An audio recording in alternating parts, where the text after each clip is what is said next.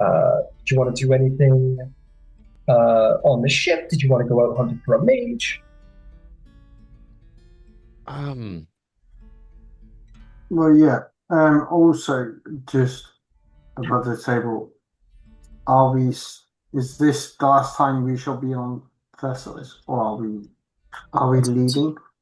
that's up to you Right guys. now, just because the only thing I want to do is before we leave Thessalis for good is go to the Blacksmith. Fair enough. And that is the only thing I need to do. But it depends on whether we are staying around for a little bit longer or we're going. But I thought once all the works was done, we were going. we still need to go to Scora to get the Zonav's eye, so we have at least one return trip still Okay, to do. so that's fine. I'll leave that. I'll go. We'll go look for a mage if you want, or I can go.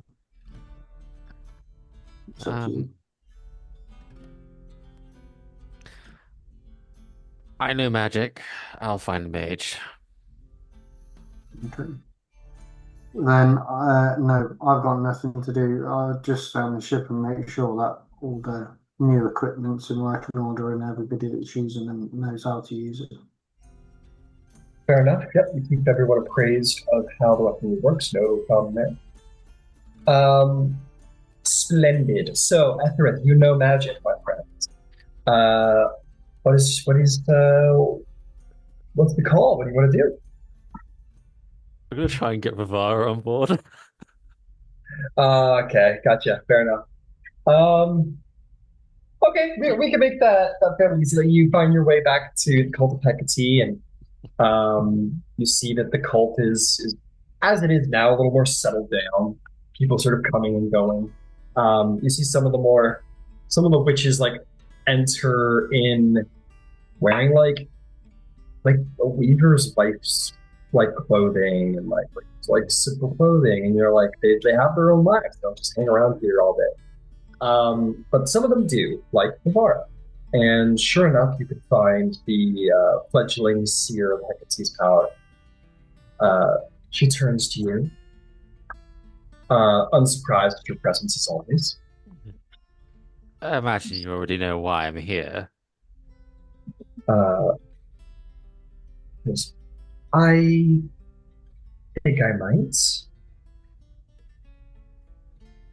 There's a vacancy aboard the ship.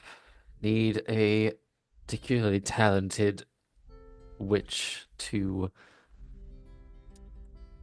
I don't know, best whether what elegant way to put it than to man a nice gun.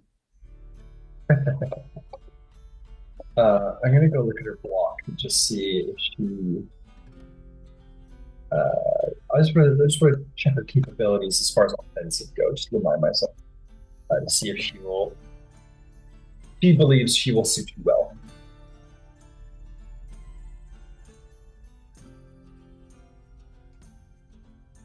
Let's see. She's got a.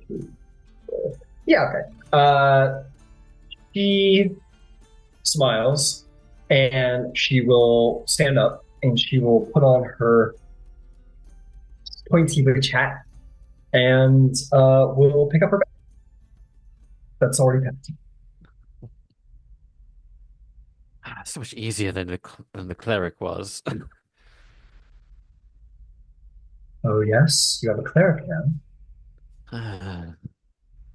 The cleric I'd most wanted to avoid, so much so that I braved Apollo's church first, Apollo's temple first.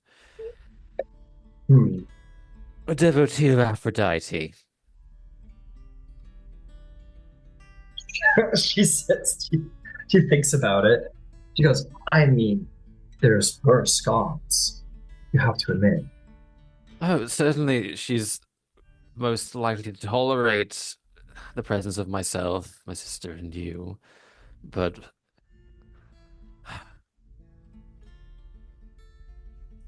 she also introduces an element of gossip and drama to. I don't much care for someone sticking their nose into my fledgling personal relationships, and here now I have this cleric who would delight in the abrasions that occur.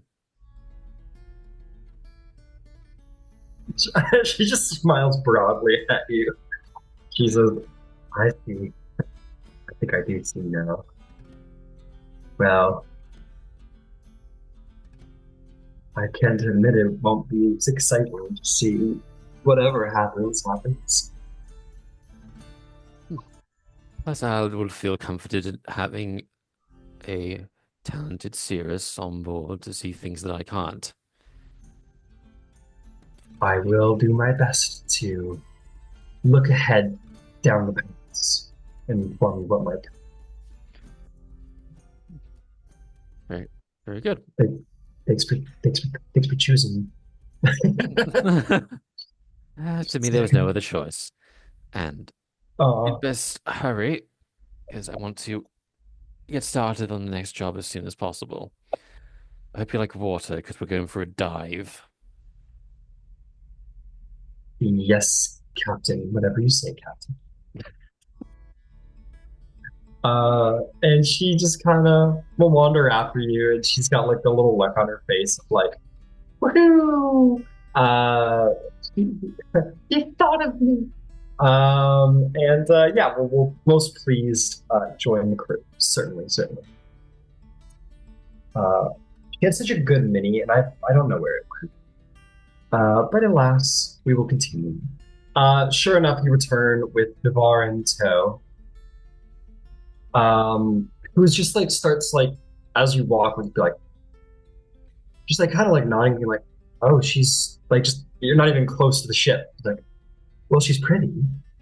She just kind of like looks off into space and Well, is I feel kind like of, it's like a baseline requirement. oh yes, yes. But I mean, she's more than pretty when you say she's divine.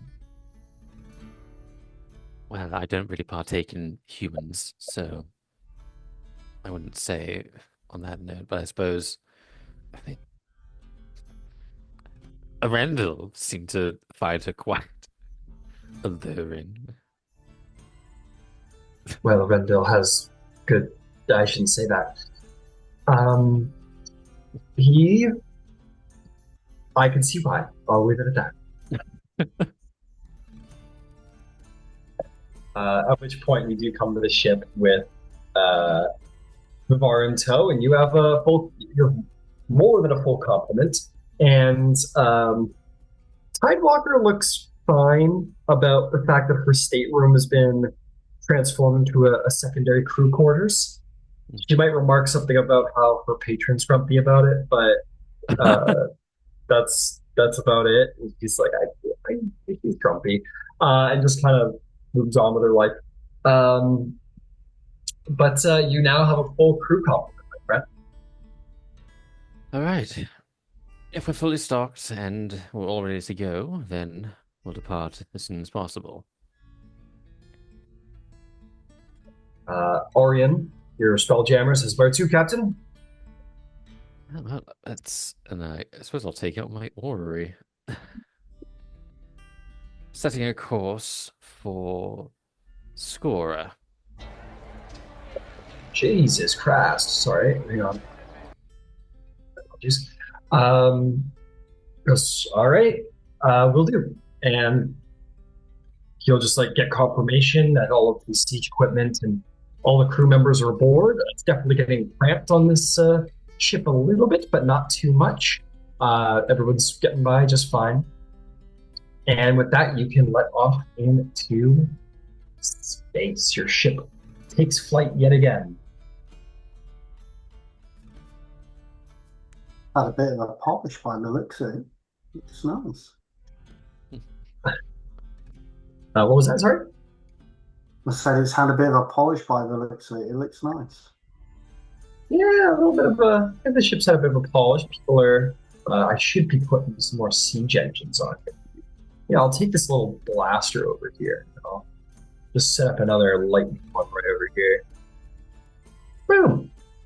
I need to get you guys also a keg thrower for over here. But in the meantime, yeah, you guys set off. It's pretty close. I'm going to say it's only one day to get to your destination.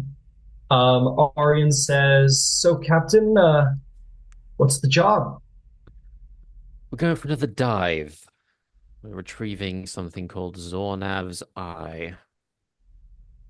Perhaps eye. Is it like a literal eye or Imagine figurative it's eye? some sort of large jewel. Describe it as an ancient relic of some sort, so we'll be exploring some ruins under the water. All right, fair enough. I'll be sure to have it all passed along to the crew. Oh, there, Daryl. There you go. There's your cake jar. Look at you guys. You're so well equipped. Um, Splendid.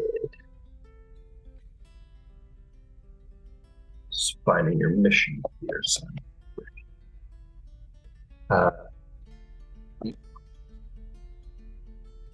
what's it called one more time? The Eye of... The Eye of Zornav? So... Did you spell it? Well, I've Oh, God, it is. Yeah, yeah, fair enough. Zornav was my best guess, but God, it was a guess. No problem. No problem. No problem at all.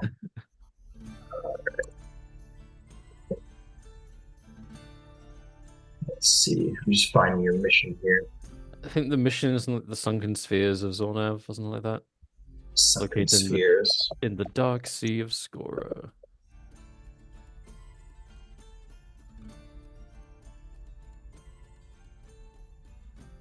Okay, I think I just... Is it the Brunan City or something like that? Light and salvage or word. Wait. Sunken. Uh, was this like the it's no. You're going. Yeah. Oh man. Okay, it's fine. All right, let's see how your travel goes. Before we get into that, though, is there anything you guys would like to do? You have like a, it's not too far. Score is only gonna, I'm only gonna call it like we can get there by tomorrow morning. But is there anything you guys would like to do about the ship?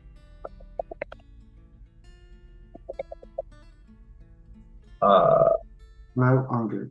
Nope, nothing for anybody. Thalia does though. Say, Oh yes, Basan.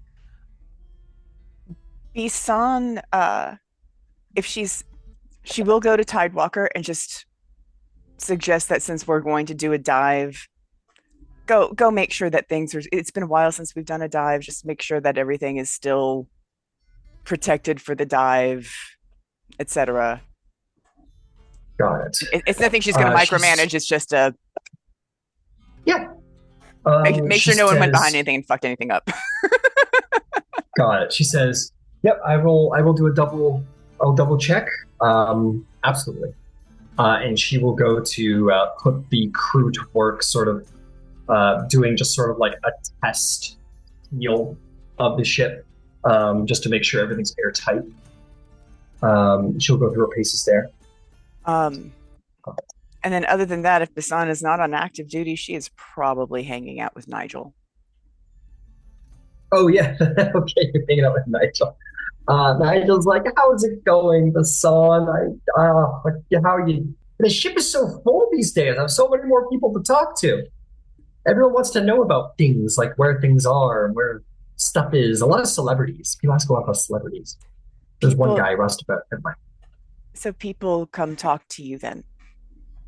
Oh yeah, sure. Especially when they want to like spy on somebody. Good. And she'll try to draw and like show him where she's been. Like she's not great with drawing, but she's practicing talking to a certain extent with someone who's not going to judge her, but she'll talk about the city and tell him about how things looked and things and sights and sounds and just he's kind of her friend, so that's what she's doing. Yeah, and he's all about it. He's like, whoa! He thinks like everything you show him is awesome. He's like, man, I wish I had this outfit's so cool. I can't draw at all. I can just spy on people. It's kind of like a creepy power, but this is way cooler. And it just sets it up. He loves it. And he's like, oh, show me that, show me that one again. You know, it's like very interested in the art done of like Aphrodite's temples and stuff. So he's very interested. Uh, interested. Arendil, you are going to be either kindly conversed with or accosted, depending on your perspective. But the cleric, Thalia, has become very popular very quickly on the ship, and finds her way over to you. And she says, "So you're like the first mates aboard the ship? Is that your role?" I'm the commander on the ship, yes. And nice the title. Okay, so we were talking a little bit about drama aboard the ship. We talked about the captain, and I have every intention of making my way over there. But I did notice that there was exactly 2 Gith walking around, and one was a boy and one was a girl. What's going on there? Well, unfortunately, I'm not too sure on that. Not too You sure. may have to go and speak to them yourself. I will, I think, start with the lady. She seems nicer, more approachable than the gentleman. He has a literal man-eating reptile with him, so. Yes, that would most probably be the best way to start. This song is approachable. As you say, Commander. I'm going to say that. Sorry, I can't believe the her name. Callistra comes up at that moment. She's like, "Beat it!" to the cleric of Aphrodite, and she goes, "Oh, I'm sorry. Anyway," and she'll walk away. And Callistra kind of gives you like a shitty look around though. She's like what you see? I really do not understand what you are going on about. She's an It just so we happens needed one. of course, the only cleric that was available in all of Thessalos was the skank from the Temple of Aphrodite, huh? So, you may go and talk to your brother. We were both there. This was the only one that we could find. The one we originally first went to didn't want to come. Or your brother Okay. didn't want him to come. So, Right. Mm-hmm. Okay, great. So if I go talk to Vivara and she looks into the past or something, it's going to be like at least the 5th stop you made. no, it was the second stop. But feel free. Man, she walks away. She just kind of, and like just kind of walks away. Stomps away, maybe even. I'm dying over here. At this point, the place where Thalia walked away to was basically Basanya. You're hanging out, and he's like, "Oh, that's such a cool picture." He goes, "Oh, red alert," and he just kind of disappears to turn himself back into a mirror, and over your shoulder you see the beautiful cleric of Aphrodite sort of over your shoulder a little bit. And she will put her veil over her face, which she tends to do now that we've got so many foreigners. She actually does tend to stay veiled unless she's with Nigel, and stand up and say, "Priestess." And she goes, "It is so great to meet you. Are you the first mate?" No, I'm good at shooting things. Very cool, very cool. Well, allow me to introduce myself. I've been told to come see you. My name is. Let's go. Damn it. My name is Thalia Marine. I am the torchbearer of Aphrodite, keeper of the rose flame. It is a pleasure to meet you. I've heard some stuff about you. I don't know your customs. Do I bow or kiss your hand or how to be respectful to you, ma'am? You could kiss my hand. She puts her hand up. And she will kind of very awkwardly. She's like looking for you to like remove your veil to kiss her hand with. Do you do that? She's Nope. like, no. You kiss her like through the veil. Okay. Mhm. She does that. She goes, why do you cover your face? Did you take some terrible wound in a battle in space? My people are alien, and our appearance can be startling for others. There are many new people on board the ship, and it is more important that they function together. It is a small thing for people who don't know each other to feel more comfortable for now, I think. She looks like genuinely sad in her eyes. And she kind of like very, very gently kind of brings her hands up. And she says, Mary. And she like very soft to the touch, very tenderly sort of like removes the veil and smiles to see your face. And she kind of touches your cheeks and she'll look at you. She'll say, the world can already be such a dim place. Don't let it grow more dim with cynicism. You're beautiful.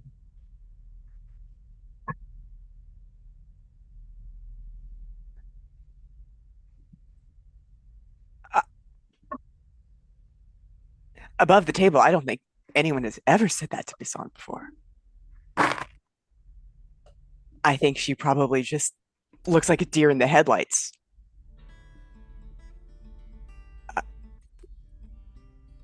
Thank you. She sees the deer in the headlights look. And she's just gonna kind of like she's just gonna hug you like very gently. She's gonna give you a big hug. Oh, yeah. Bisson will hug her back. And she just holds you there. It's a very genuine, meaningful hug, and then she kind of pulls back and smiles to see your face again. And she'll give you just like a gentle little kiss on the forehead, and look at you and say, "You're beautiful." And I think she'll smile, but then like her lips kind of curl back over her teeth because this is a nice woman and she doesn't want to scare her. Yeah, you do that. You kind of like smile, and then you catch yourself and you kind of shut your mouth, but you don't see her flinch like most people do. She's just kind of like, and you feel very like that she accepts how you look and finds beauty. My people, we're hatched and raised by a collective and trained to think and to fight. We do not love, not the way I've seen in the temple. We are not encouraged to form those kinds of attachments in mating. I am a sword. That seems nice, though. You are more than a sword. Kind of wipes the tears a little from your eyes with thumb. She says, I don't get the sense that it feels very good.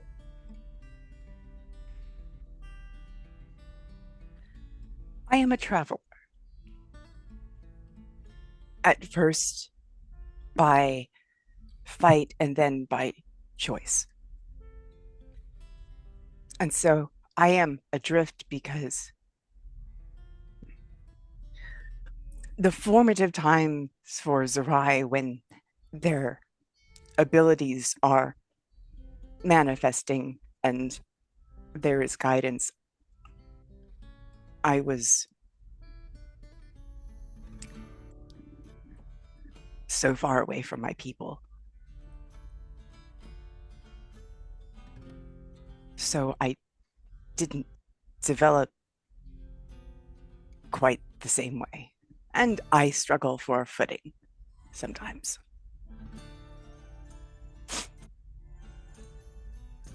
In my culture, they say that the only or the greatest thing to fight for is love.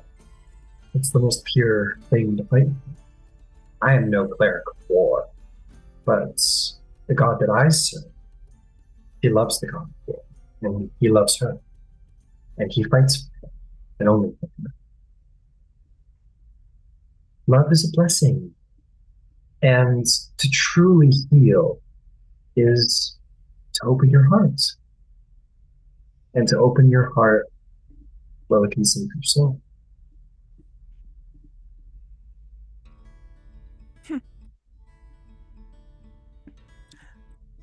That is very nice. I like that. I don't have any intentions of besmirching anyone's culture, your warrior culture, by the sound. But it does sound very simple to live a life of your love.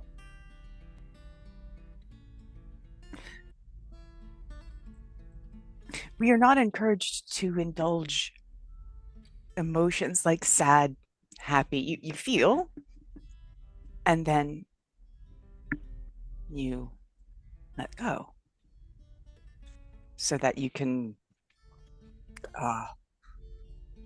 control chaos.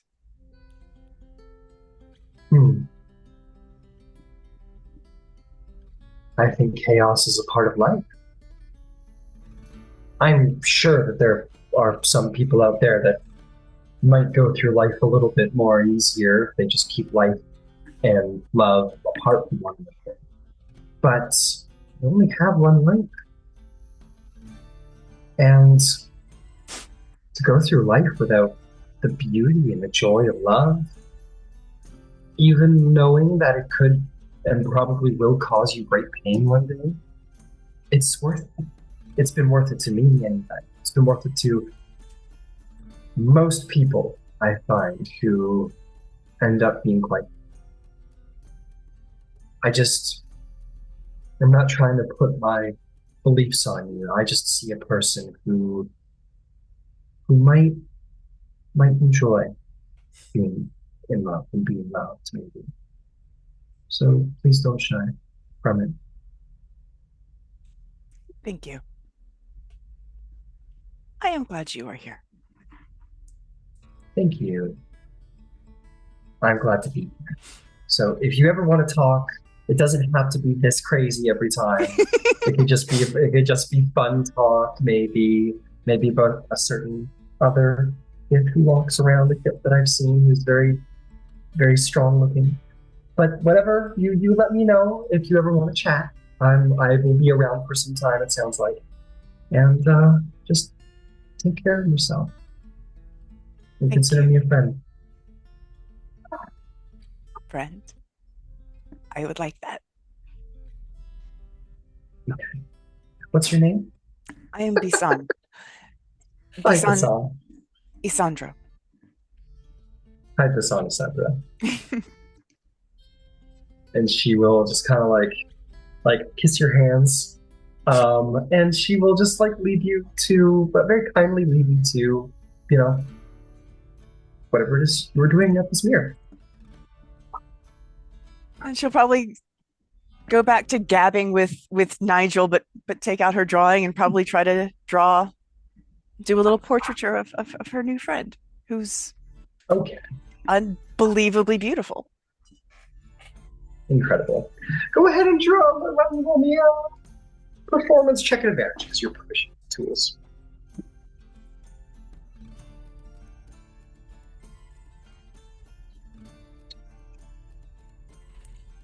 Okay, so 15. 15. Yeah, you draw a nice sketch of her. You're proficient with them, right? I am not proficient with painter's tools, so I just did a flat roll. Oh, okay. She's proficient with calligraphers. Got it. It's like it's not the best drawing in the world. Most certainly, it's no talented painter, but it is her likeness. It does describe her likeness. There's definitely some improvement that could be done, but it's distinct. It's distinctly who it was meant to be. You can look at it and be like, oh, that's this person. Yeah. That's fantastic. Fantastic. Excellent. Sweet. And Sally will just go about the ship, making more friends. I think once or twice at the rift, you guys kind of cross paths, and and there's definitely this like tentative like looking for an entrance, and maybe catches the like, and just kind of like, okay, not yet. Perhaps. Unless, of course, I'm not being correct, and there would be a invitation on your part. I think it'd be an invitation, but Ether would be giving her kind of, I guess, like trying to ignore her. Yeah, you're like trying to ignore her. I think she catches it, and she's letting you off the hook for now, it seems. But maybe it's your own agitation. She's like always surrounded by like a person or two who is like either like one of your sailors who's like fawning over her because she's hot, or someone else, or maybe she's sitting in a corner with someone who's like Yeah, I just constantly every time I just go through the ship and just see someone in tears and like yeah. In a single day, the mood of the ship is very much. Everyone's getting a little bit more chill around here, or a little bit softer around here. Like, fuck, we need a war god to balance everything, or a war cleric to balance everything. But Vivara and Callistra are certainly kind of on the sidelines a little bit, kind of like the judgy sort of like Regina George girls, kind of like watching her walk around, kind of not liking her. I'll join the mean girls. Yeah, hell yeah. You two just hang out and be like, I mean, look at her clothes. I feel as if I can't hear it without hearing someone sobbing about about a lost love. So civilian. Terrible. Culture. God. Whatever. I had one of the deckhands crying over someone they've missed out on during their schooling years. Yep. Vivara's like, I don't want anything to do with her. Yeah, she seems because she like elbows Vivara. She's like, terrible. She seems terrible. Truly, like, so terrible. Awful person, maybe. And yeah, you fucking mean girls. I can't stand her. Oh boy, we'll see if she cracks that shell. That's so not fetch. You see one of the pox units going, we missed epoxy. It's like, here, it's okay. Like, we don't robot cops, bitch. How she got to the poxy? How did she get to the poxy units? They have no feelings. They're robots. They're animatrons. Doesn't make any sense. They're constructs with something. I guess you could say that are like mentally linked. If one cries, they all do. Yeah, they all do. From like 5 different groups. You're like, but let's see if anything bad happens during the dice. God damn it. Man, Great Space is just the most peaceful fucking wild space system. Nothing cool happens out in the wild space. And you guys are going to come to your planet the day after to Skora. Tidewalker is going to be like, Oh, not you everybody, as well. everyone, it's fine, it's fine. He goes, everybody, make sure to secure the hatches. We are landing on Skora soon. Everybody, make sure that you give somebody a hug today. She doesn't say that. That's terrible. This cannot stand. And she's like, yeah. So everyone begins to batter down the hatches. All of the different sort of windows are sealed properly. Water sealing is done to ensure that every port, every door, every window is sealed so water cannot make its way onto your ship. And everybody's within, including the dragon that's a little cramped up on the top floor. But action stations, battle stations, everybody is ready to go as you descend down to the planet of Skora.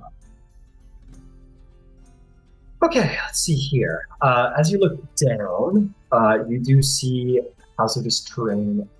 Skora, give me a second here. Spelljammer.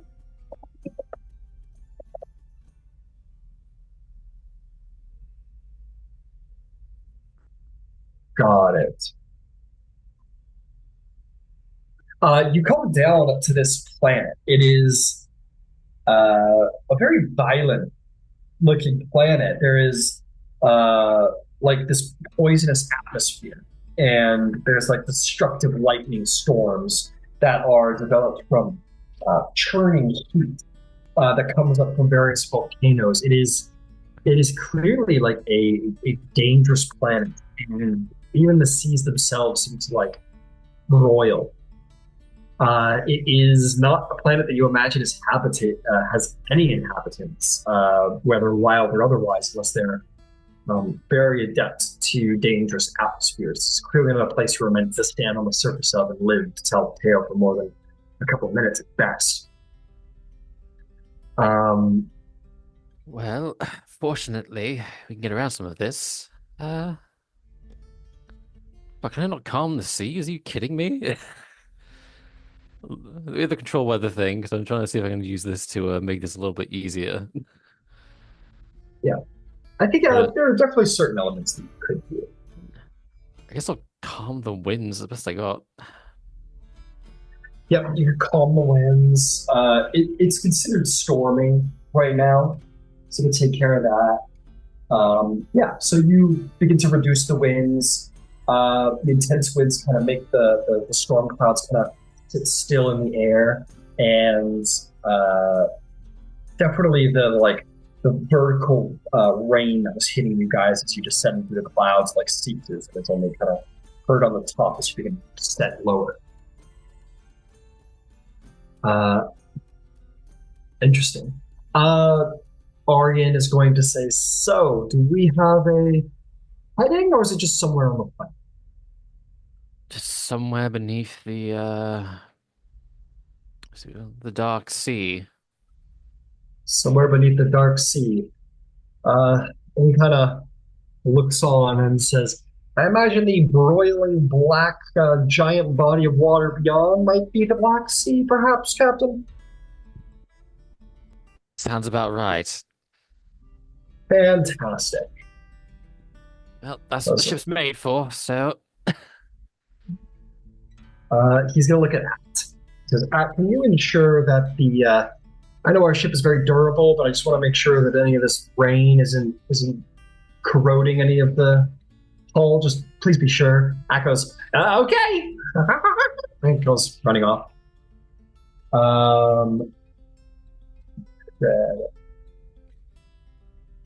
Change the atmosphere a little bit here.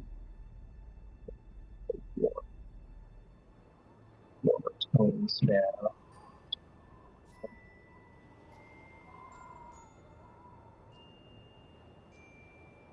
Oh yeah, and that's the colors we're going for here. We'll turn up that value. fog too going up. Okay.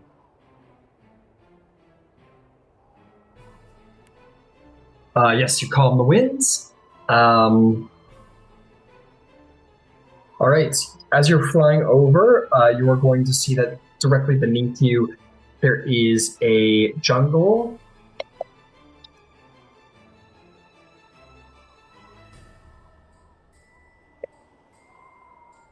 Sorry. Nope. And the ship is going to just settle into the water of the Black Sea. You are happy to note that no water gets in, and that says, "Oh, secure. There's the water does seem to be poisonous, but it isn't destroying the hull in any way. We should be able to hold out for several days, maybe weeks." Excellent. Just I suppose if we ever do have to venture out into the water, don't swallow. Aye, aye. You're going. And Arian says, "All right, journey into the Black Sea. What a great time." So let's descend. Well, it begins to.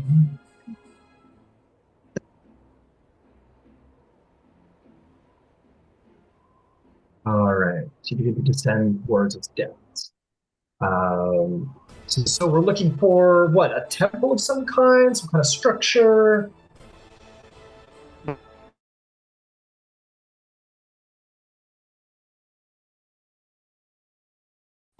Would our resident seer be able to locate anything?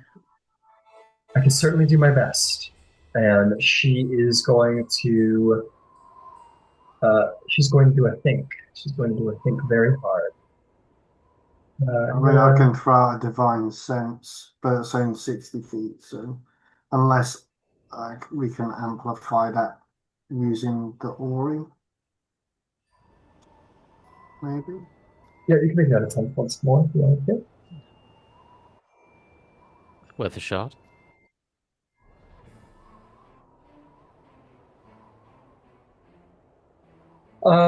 Okay, yeah, you put your hands in the orrery. I want Arendelle to make me. I guess this would be like kind of like a perception check, like a weird perception check.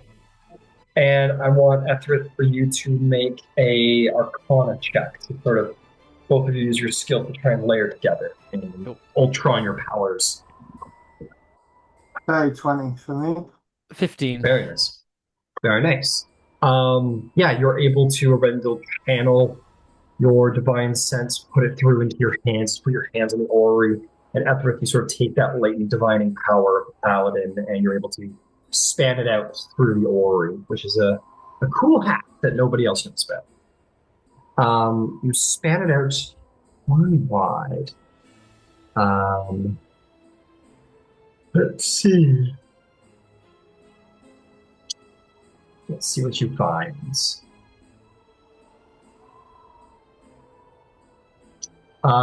It's undead celestials and fiends. You maybe catch.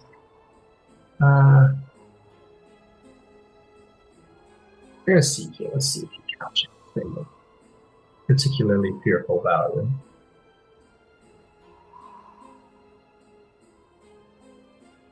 Where are you, my monsters? Let's see. Give me a swim too.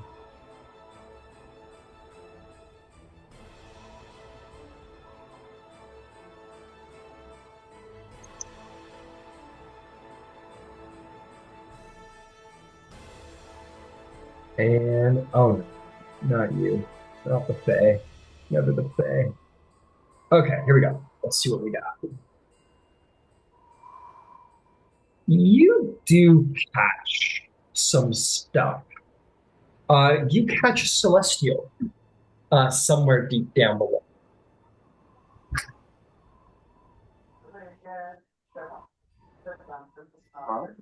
Looks like we need to go further down, Captain.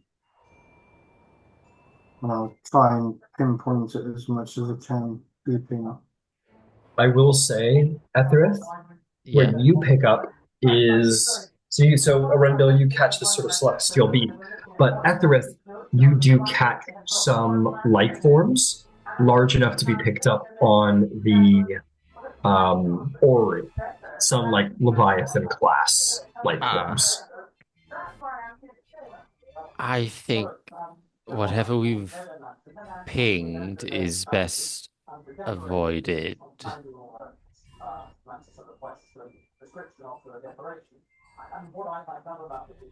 All right, excellent. Let's see, I gotta conjure for you guys something horrible. You don't have to, honestly. Well, I want you guys to have fun, you know? I want you guys to have fun. It's important. Oh, I got some cool things for you guys. That's such cool fucking things for you guys. Okay, so, Ethereth, do you want to investigate further these potential life forms? I don't want to die beneath the ocean. Oh, sure, but I mean, Yeah, like 2 people. yeah. Like you don't have to bring the ship in. Okay. Sure. If we could just investigate them without having to like bring the ship in, sure. Okay, go for it. 21. 21. Oh, there's so much potential. Okay, let's see here. Let's see here. I'm just gonna roll a little dice. You're going to note a couple of life forms that might be of issues for your group. And between the divining powers of Navara, she's able to help you. Well, it's a rolling game, so let's make the rolling rolls. Feels very good. Okay, so I'm gonna give you some good stuff. There are 3 life forms worth concern. There is one that moves serpentine in the water,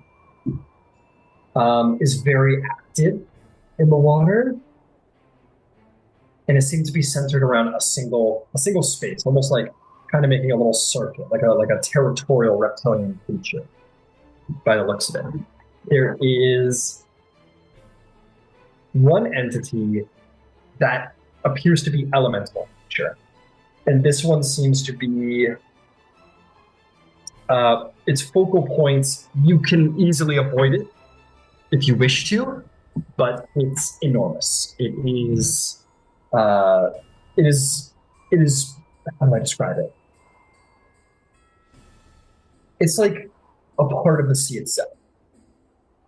And it is serpentine as well, as it kind of moves here and there and about. It's bigger than the reptilian. Okay. So it's There- eldritch horror beyond my comprehension. There are 2 more. There's one that lies at the bottom of the sea that is not moving, and is almost like more like a landmass than anything, but is elemental in nature too. It just kind of sits there in the water and is just like not moving, as if it might be like asleep, but it almost like looks like a landmass rather than an actual like creature like the first 2. The last thing I'm going to give you, which I'm so excited about, you see this very interesting signature. It is a very strange signature that your Ori isn't really to pick up exactly what it is, but it's almost like a massive, massive, massive egg. Like bigger. It's not as big as the second entity, Yeah. but it is certainly bigger than the third, or certainly bigger than the first, and maybe about the same size as the third. And it's just this massive, like egg-shaped entity that sits precariously in the ocean, and just kind of seems to be at the focal point of restlessness. I would say it's almost located beyond the second creature, the sort of like Yeah. massive elemental serpentine. Those are the three entities you detect, and they are all gargantuan inside each I one. just stare at my like at the Ori and just kind of like jaw open. How have we got on? Like backing over like my sister and I. Have a look at this. Yeah. What are these things? So each dot represents a. The Ori can only pick up things of a certain greater size, of a certain size. So Okay. each one of these represents something that is, shall we say, gargantuan, That's a very big word. larger than the palace in Thessaly. Holy shit. Okay. And there's Uh, four of them? there are four of them. One seems to be actively patrolling an area. There's some sort of elemental landmass far below. I mean, I can only call it an egg, but an egg of that size is. I can't even begin to fathom what could be inside. Why are we doing this? Money. Okay. One's nice.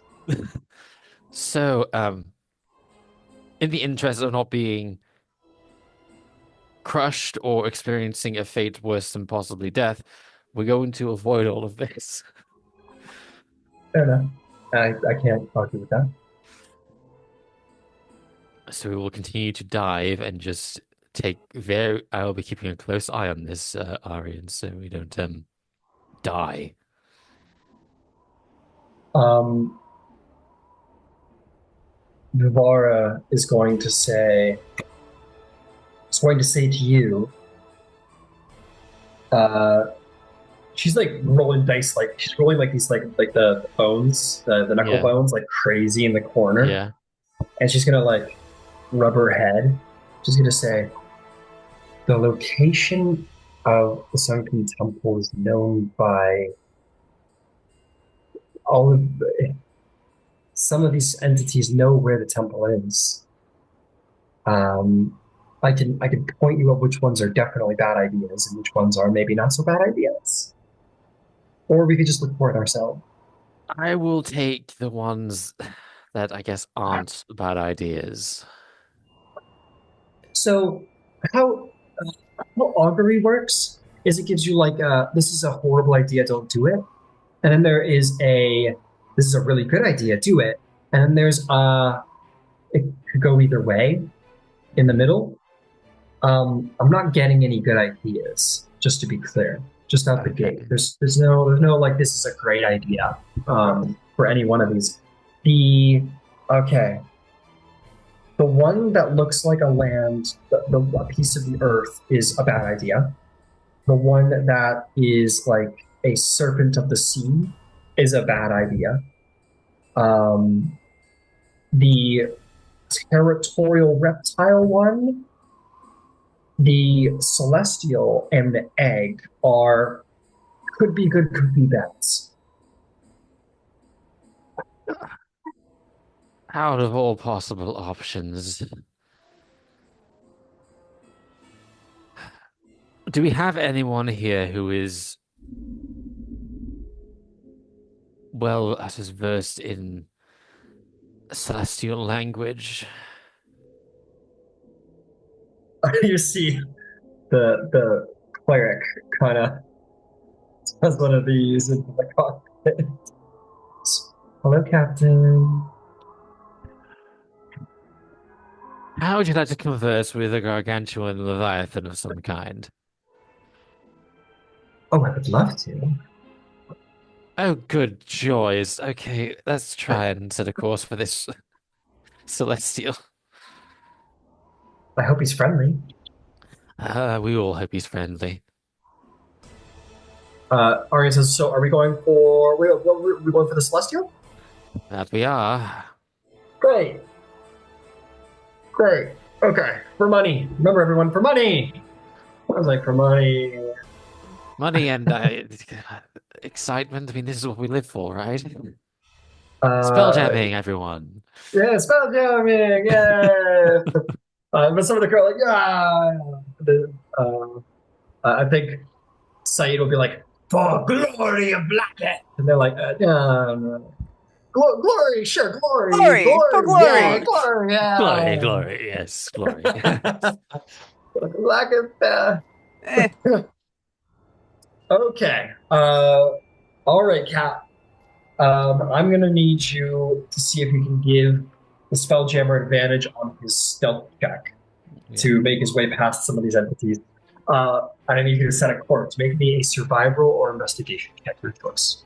Okay. Well, investigation it is. Please, dice, work with me here. Yay! It's a dirty 20.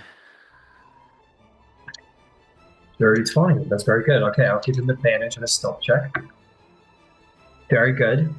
The ship is going to very slowly make its way through the water. There's no visibility because you guys have battered the hatches down and sealed it in. So you are his eyes. There's Yeah. no, yeah, nothing without you. So Arian's like, he can see because he has the Spelljammer's power where he can like put his eyes anywhere he wants in the ship. But Yeah. you're there. But for everybody else, they're like in a metal sarcophagus, just hoping Etherith and Arian are not taking you into the jaws of death, you know? Yeah. Big trust fall. Ether like actually like sits down like in the bridge, so crosses his legs with the orrery in hand, and is like deeply concentrated and focused. You're like, yeah, you're concentrated, you're focused, you're looking at the orrery, and you're making calls like, like a couple degrees to the right, like backward to Arian, and he nods, and he's doing it, and you kind of, and Elliott's just like sitting there next to you. That's just chilling. It's not doing anything, not being disruptive. It's just sitting next to you, bro. And yeah, you guys made progress just fine. Okay. Here's where the fun begins. All right. All right. All right. All right.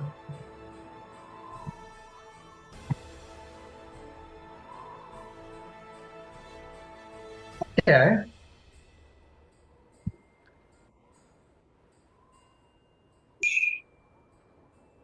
Oh, I've always been wanting to use this. You hear a little. You see this like you're going in, and it's very like the Godzilla movie, where you're just going in. It's like, burp, burp, burp, and then suddenly you see the signature sort of burp, burp, burp, burp, burp, burp, burp, burp, coming towards your ship.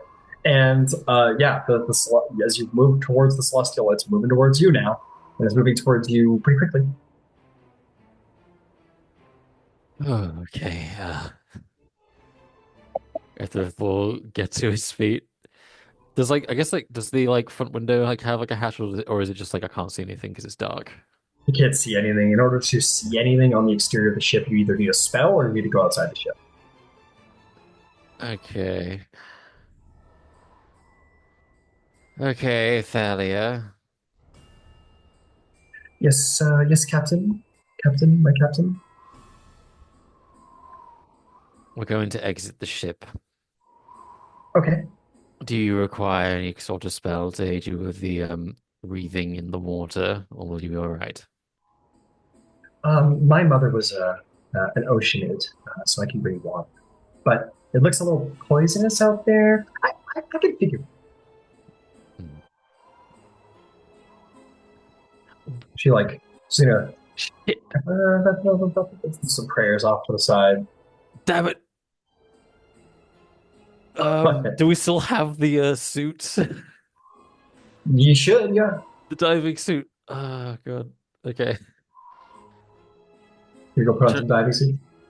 I just want to see like what was it called because I need to add it to like inventory. Because it was AC was the one who had it on his sheet. I don't remember what it's called.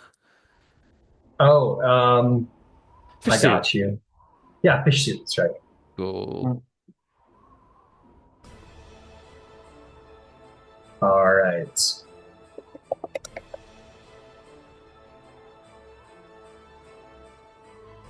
All right, Okay. so you spent some time putting that on. And she's gonna be off in the corner saying some prayers to your goddess of love. Help me not be poisoned to death out there in the water. Um, and yeah. Uh,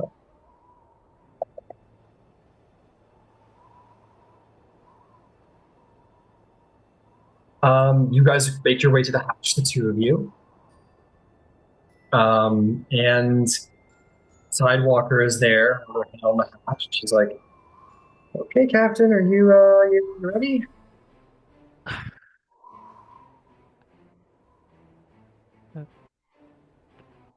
No, but I'm doing it anyway. Fair enough. He looks over Thalia and goes, "Are you ready?" She goes, "I've been given all I need." There's no one like, "Okay, no, all right, sure." Um, Opens it up, has you guys step into the hatch, and says, "Good luck," and closes the door behind you. And then opens the door on the other side, or well, that you guys can open the door on the other side. Water pours in, and you're both able to breathe when you, due to the grace of your ginormous, like, marshmallow suit you're wearing here, Yeah. and her just due to the grace of her birth.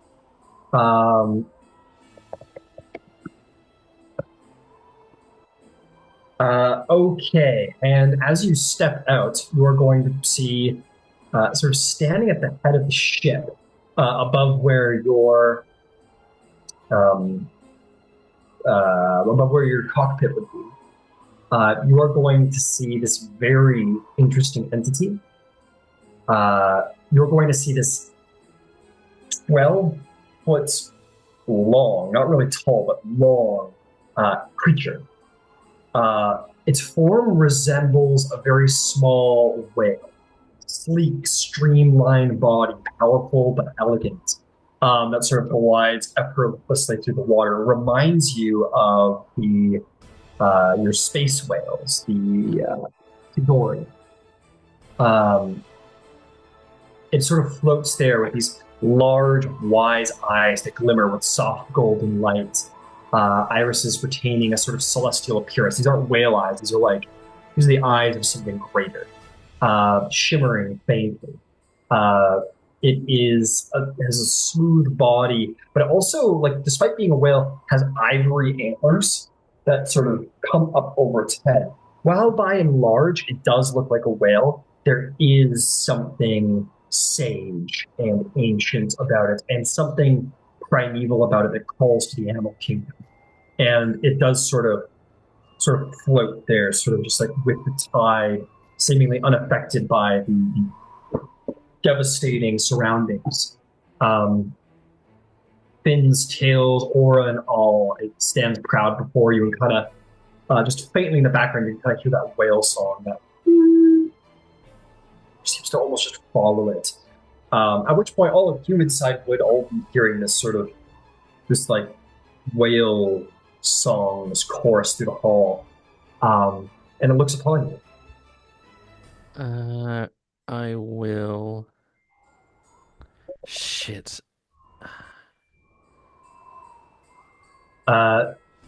Thalia is going to say, she's going to bow to it. She's going to say, "Grata mango anemo," and the entity will say,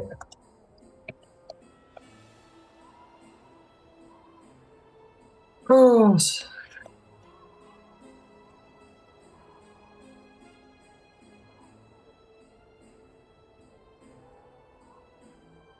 to her, Dagus regno di maris, di sopelis amoris," and they just begin to sort of converse. She's just kind of taking it away. You're more than welcome to ask for input at any point. Can you translate in real time for me? It's hard to follow a conversation I can't understand. Sorry. She's going to say, Occlum Zorani Aquasarenius. She says, I just told her we were looking for the Arizona. Um, as you know, it goes heat amora. And she says, he wishes to know why that we are looking for the Arizona. It has come at the request of another. They seek the long forgotten artifacts in the ruins of this planet.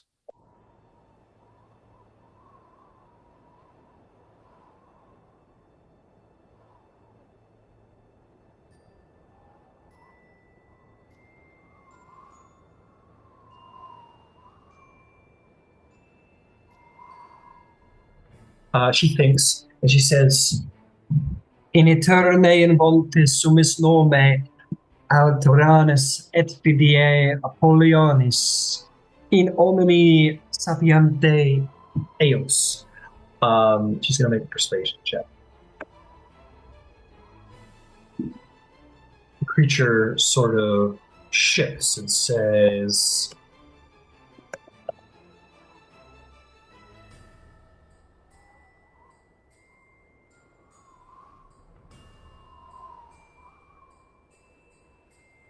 says, Quimodo credere totis humac patronem fidelem esse vis de lucis.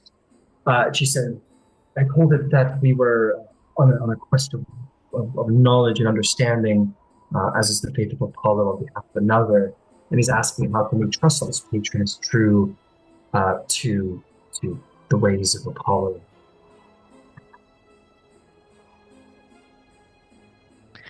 Did the I probably should have like actually checked in with the quest giver more thoroughly. Did the quest posting like say like who it was from, like or who the request was from? Okay, let me do a little roll for moral integrity of who you're perhaps are purchasing or doing this on behalf of. Let's see here. It was on behalf of the Lumina Agora, the philosophers of the Lumina Agora. Okay. Yeah. This job comes from the Lumina Agora. They are a faction of philosophers. I can't think of another group more devoted to acquisition of knowledge. Um,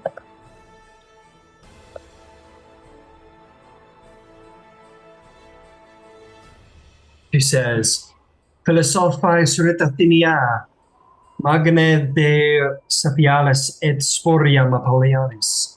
And the entity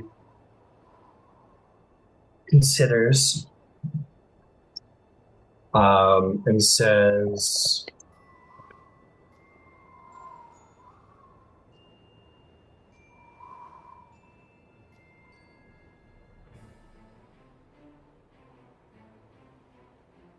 it says, Visinime tua dididucimere, dignem medatariam petto.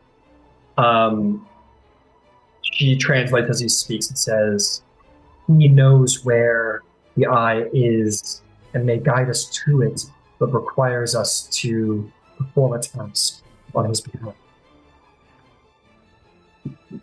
What would this task be? This ocean is filled with a great many terrors.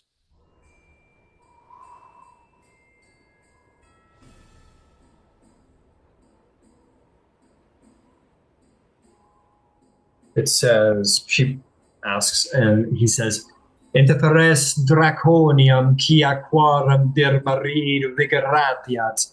And she says, he wishes for us to slay a dragon who is the source of poison in these seas.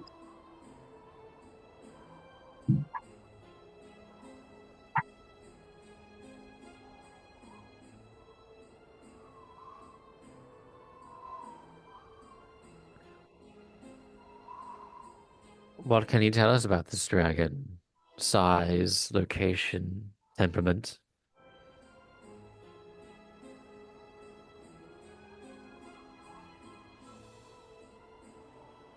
It begins to speak.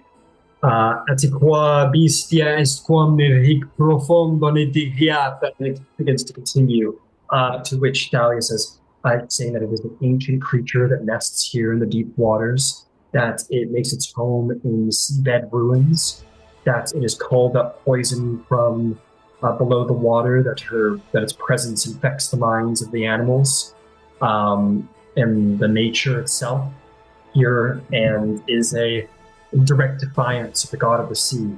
Uh, um, just, I am no disciple, I am no cleric of Poseidon, but part of me wonders if this world is such a treacherous place because of the anger of Poseidon, this creature. Well, and in the favor of Poseidon is considering we've man a vessel capable of diving, earning his favor would be quite the boon, job notwithstanding. So,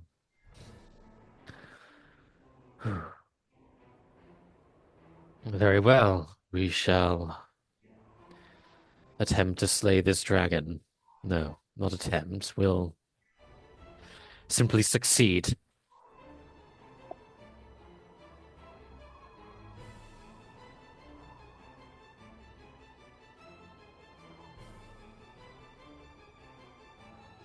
She looks to the creature and says, Ira Poseidionis ad hoc monstarium adicaras.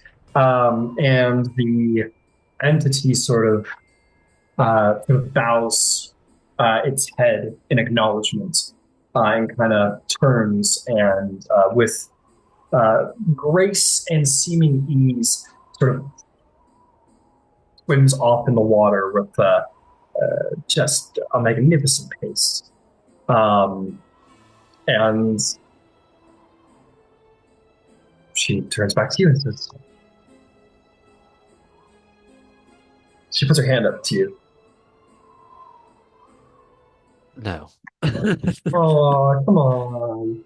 We did so good together. Good job.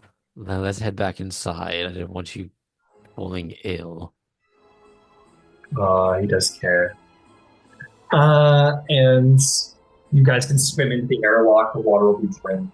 And you guys can all enter within. Thalia happily is more than happy to be covered in water and doesn't feel the need to towel off or anything. Kind of wetly just sort of walks through, where you're kind of pulled out of your whole thing by the crew, and you can report back to the bridge to inform of your success.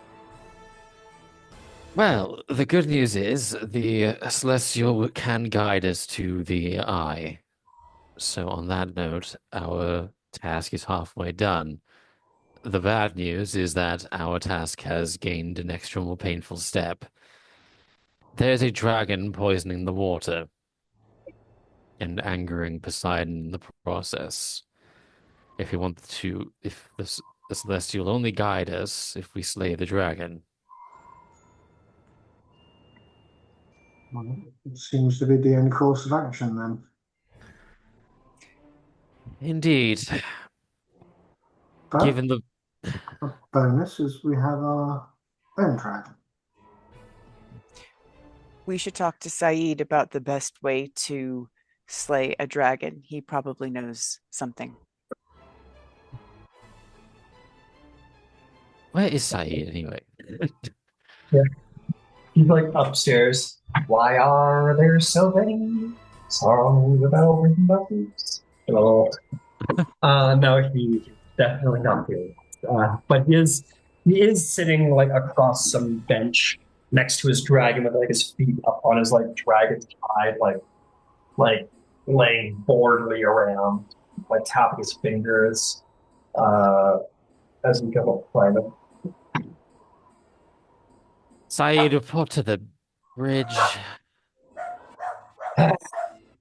Reports immediately.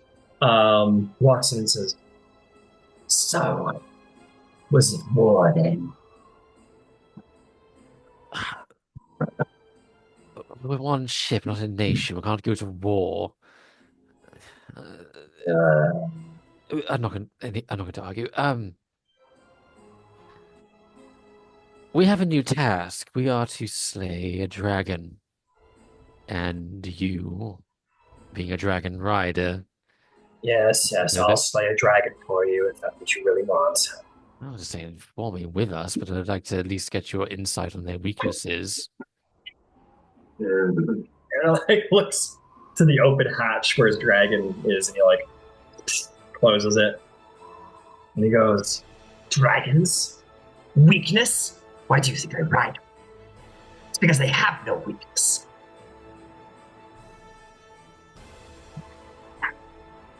Okay, they have some weaknesses. Yeah. Yes, I know. I just started like. Yes, they have some weaknesses. So Is it- one that casts, well, can cause poison. What is their weakness? I have never confronted a dragon that creates poison. Blacketh only makes pacts for the glorious red tyrant dragons. But I do know some. They have magnificent wings. They have strong bodies. They can fly, and some can even swim. Where is this creature? Is it under the water? It's sleeping at the seabed in the ruins. Good. It will be slower than if it had air on its side.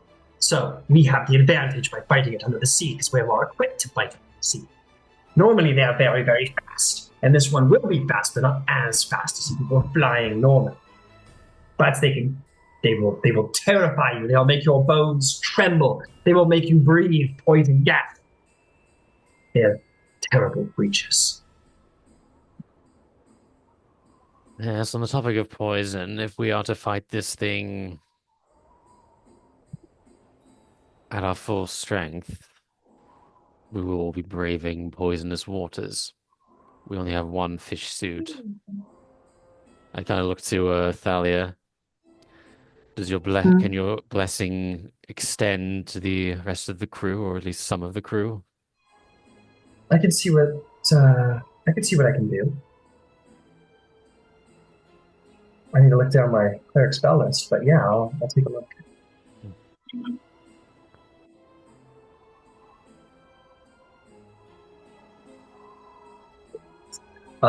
Saeed says, "Don't even try to think of sneaking on the creature.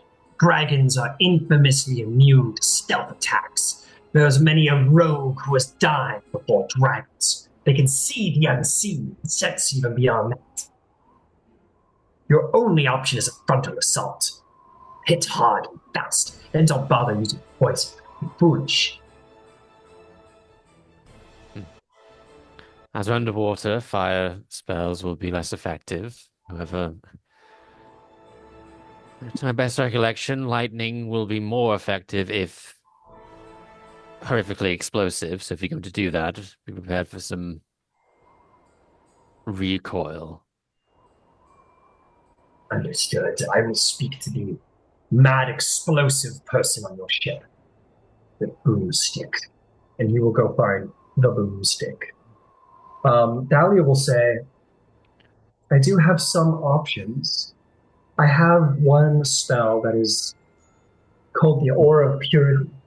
It grants resistance to poisonous damage, and immunity to many damning effects, including being poisoned, stunned, blinded, but you would have to stay close to it."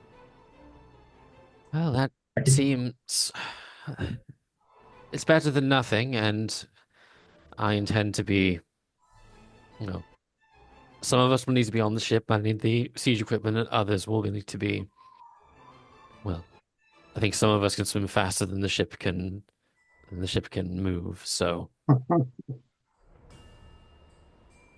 I can perform a cat. Oh, this might just work. Well, I can designate certain individuals. So on top of the Aura of Purity, I can create a protection from poison for individuals, and I can do many individuals. On top of the Aura of Purity, requires me not to concentrate. how many? Well, at least 3. It requires spell power for each and every individual that I grant this to.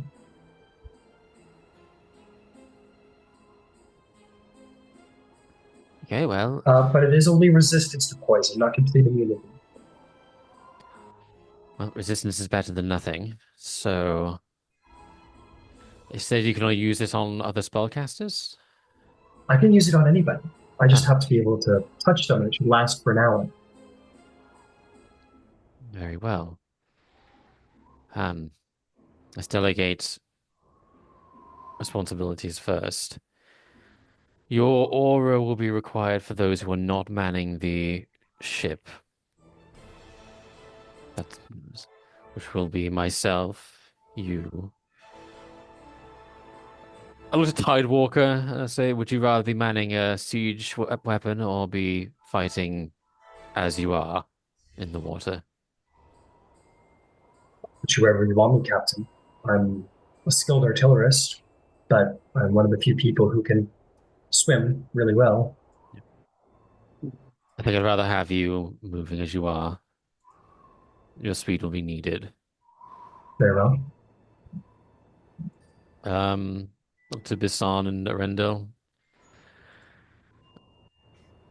I leave the choice up to you. If they wish to use the siege equipment or swim. Well, if you're going down, then who's commanding the ship? Or would you prefer me on the floor? You're a skilled commander, so I think remain on the ship, give the orders. Okay, Captain. Fair enough. Bisan? Bisan steps up with you. Very well, okay, so the team is similar to myself, Thalia, Tidewalker, and Bisan. The rest of you will need to be manning siege equipment. All of our siege equipment, the flamethrower is a no-go. It won't work underwater, I imagine. Or if it does, it would be very ineffective. In fact, out of it, like, how well does our siege equipment work just underwater, period? Because I don't know. I suppose think about, like, even just ballista shots being slowed down by the water. Tidewalker, being the underwater artillerist expert, will speak to that. He'll say, I do not recommend using the lightning gun that we recently got. It will probably hit us as well as the creature, so probably not a good idea. Um, Everything else should be able to work, but it only will work within. It can't work at long range. It will only be able to work at its standard range. Very well. I'll try to slow the dragon down so the ship can stay within range.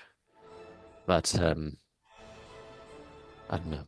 An ancient dragon will likely be difficult to pin down, but I'll try my best. Tidewalker will say, I will cover the belly of the ship. I imagine that's probably somewhere it'll try and hide to get around our siege equipment. Understood. I'm going to go just double check our underwater combat rules here just to make sure I'm giving you the right thing to do. Underwater combat. Um, yeah. So as a reminder for underwater combat, melee attack rolls underwater have disadvantage if you lack a swim speed unless that weapon deals piercing damage. Ranged attack rolls with weapons underwater automatically miss beyond the target's normal range, and attack rolls have disadvantage against targets within normal range. So that will apply for everything, and everything has fire resistance.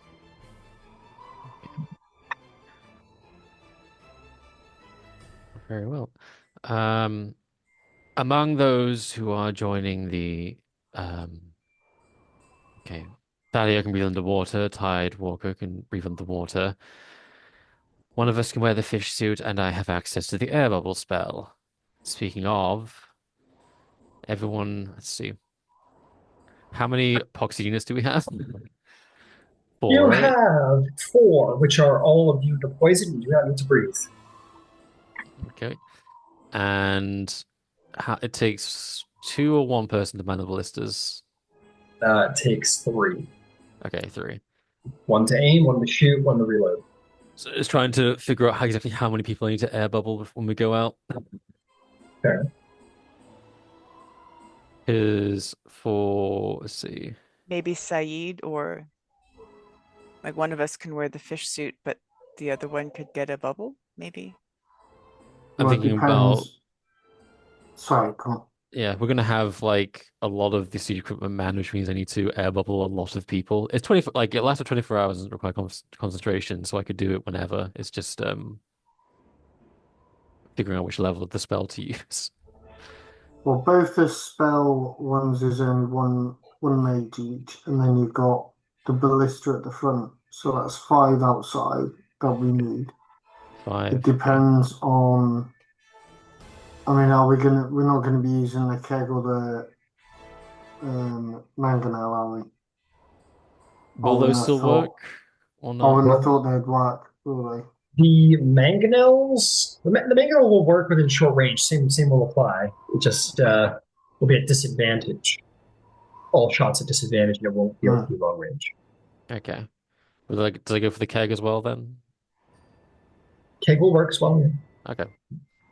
Um, I guess we won't man the flamethrowers because No.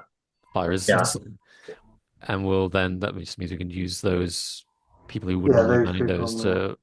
to man the mangonel and the So keg the thrower. keg throw was three, wasn't it? Keg it, Keg thrower. I'll go look. Or was it two? Because it automatically. Yeah, that one's a little bit more advanced. Maybe three, which is better.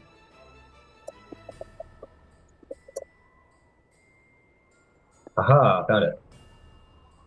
Okay, let's see. Keg launcher 8 is wait for it. There it is. Requires load and aim, so three people. okay. So 3 for the keg, it's 5 for the mangonel, right?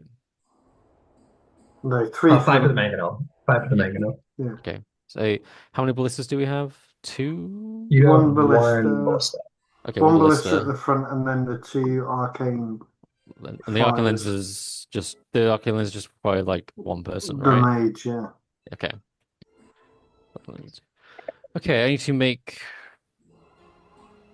13 air bubbles, except I don't because 4 people are able to breathe fine, which is the focus units. That's 9 air bubbles. Are you including me in that?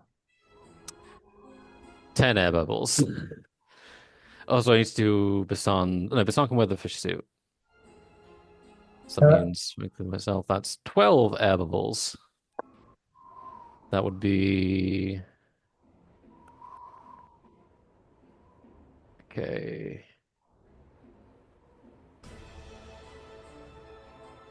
Three.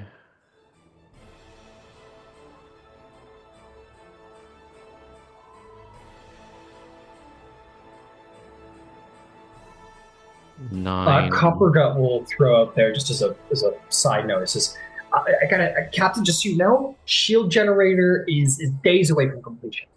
Maybe like a day or two away from completion.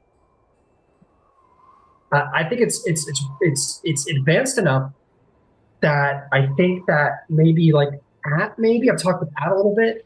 If we find ourselves in a really big heap of trouble, we might be able to get it to work for like a round or two to like stave away like a round or two worth of attacks just to get it temporarily working. You know? Good to know. I'll leave it to Arundel's discretion to decide when to pull the trigger on that. I Okay. So I'm just able and like calculate. I'm doing math on like how many spell yeah. slots I'm expending here. So that's okay. 4, that's 5. That was 3. That's 8. We'll do another. We'll do 1. I'll tell you what. Why don't we, if it works for you guys, why don't we go to a break while we take Yeah. these into consideration, and we'll come back in like 10, 15 minutes. Cool. All right. Sweet. I have calculated the air bubbles needed and the spell slots consumed. Fantastic. Just what Cool. air bubbles last 24 hours, so unless we somehow fail to find the dragon in a day, we should be fine.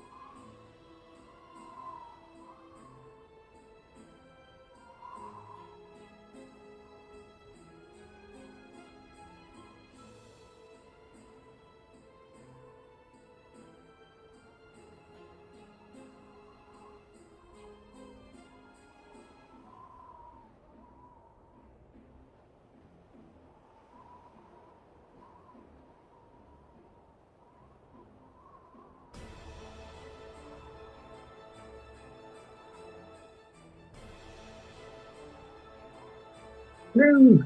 All right. Well, let's get to it and turn the music down. Touch. Jesus.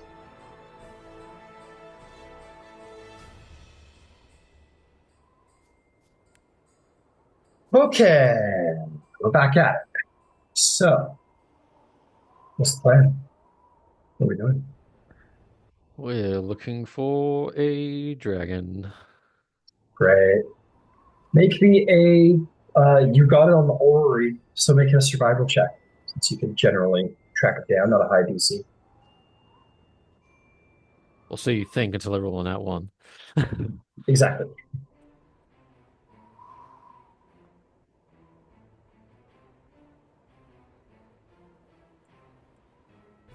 Which I did. I rolled on that one. That's very interesting.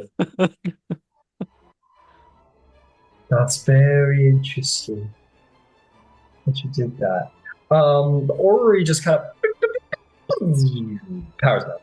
Ah, shit. What's the matter, Captain?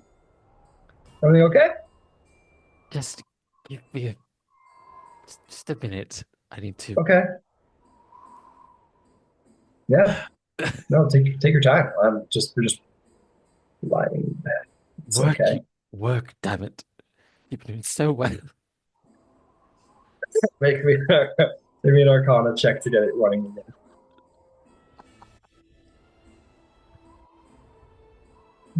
19. That one, it's going to explode. Oh, okay, good. Have you tried starting it again? Yeah, have you tried unplugging it? I'm restarting it now. And off, leave it for 5 seconds. Have you unattuned and reattuned? It's not an attunement item. It's one of those pick up and play things. Pick up and play.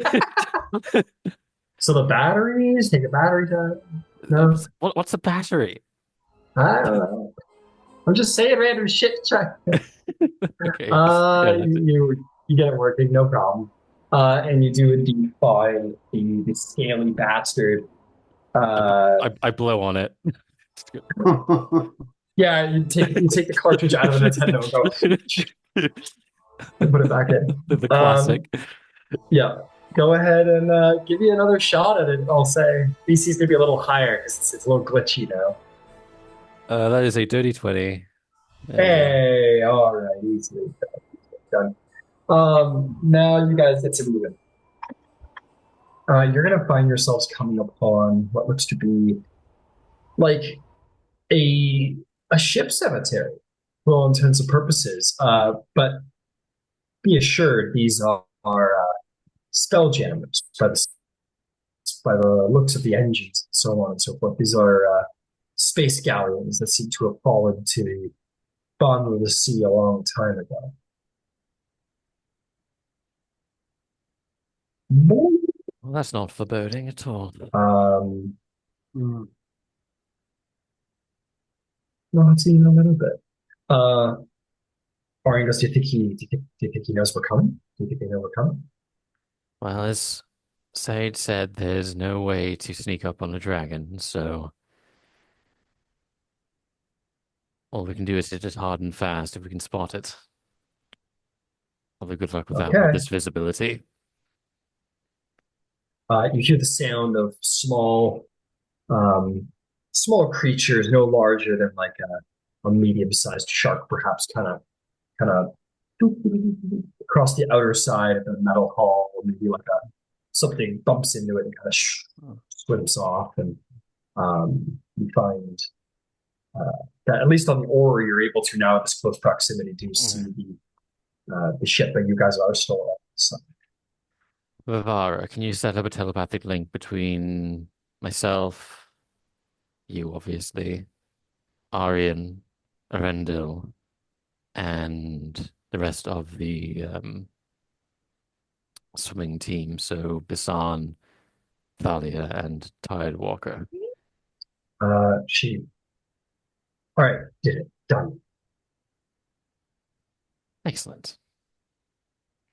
We can relay information freely then. All right. Does my Ori like pick up the dragon's like location in the immediate vicinity, or is it just too close now and it's just like a dot on top of a dot? Exactly. It's a little too close now. At this proximity, yeah, you're not able to track it in such close quarters.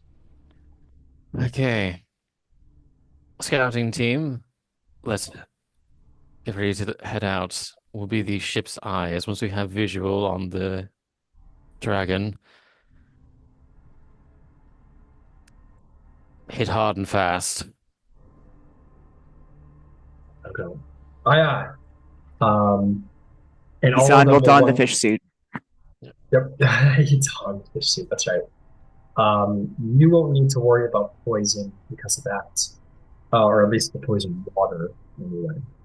Um, let's just make that a big motherfucking ship. Yeah, there we go. But there's your ship. It's so happy.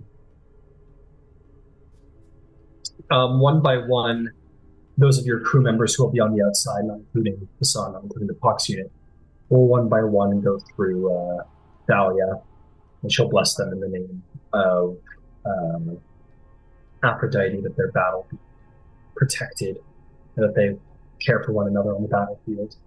And will grant protection from poison as she goes. Excellent.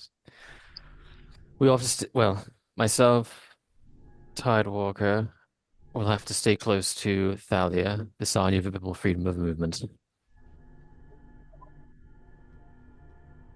Uh, Thalia will say, I just want to remind you that this will take some of my power to do so, quite a bit of it. In fact, for each person, I'll be a little bit weaker than I bless with the protections.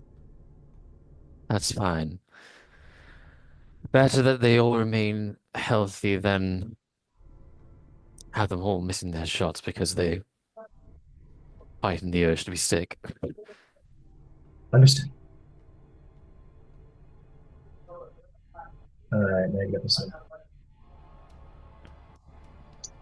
Okay. So, just for my frame of reference, one last time, uh, just tell me what siege, or yeah, let's get the organization. So, Yeah. all right, hit me with it, so I know what's up. Okay, so I want to have the keg launcher and the mangonel manned, which is 8 people. Yep.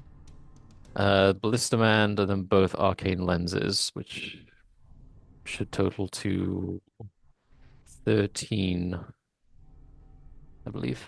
Yep. Which means I actually missed out on oh, wait. Yeah. No, I'm correct. So, yeah, 13 people Yep. should be out there. 4 of which are proxy units, so the total is 9. Yeah, 9 people need blessing. Yeah. Whew, you're really putting her at the end of her ability, I would probably say at this point. 9, so she can cover the second level spell, so those 3 people she can cover fine. 3, 6, the fourths. Just take a quick peek at something here. She might be like tapped on the first level spells, honestly, to do this. I gotta go check.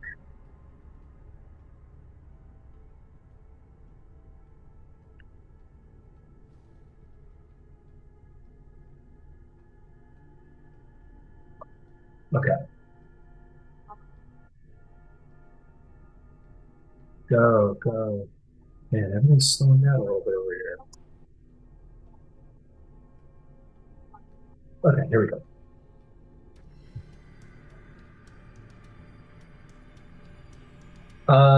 Yeah, so she is able to get everybody, but she is down to 1/4, 1/5 in her firsts. So she is pretty low on spell power. And she's probably going to be using, she won't have to use the 4th for protection. So she'll be down to 2/5 and 4 wounds. Okay. So she's pretty tapped on magical. It's like Aphrodite is a generous goddess, but I only have so much left.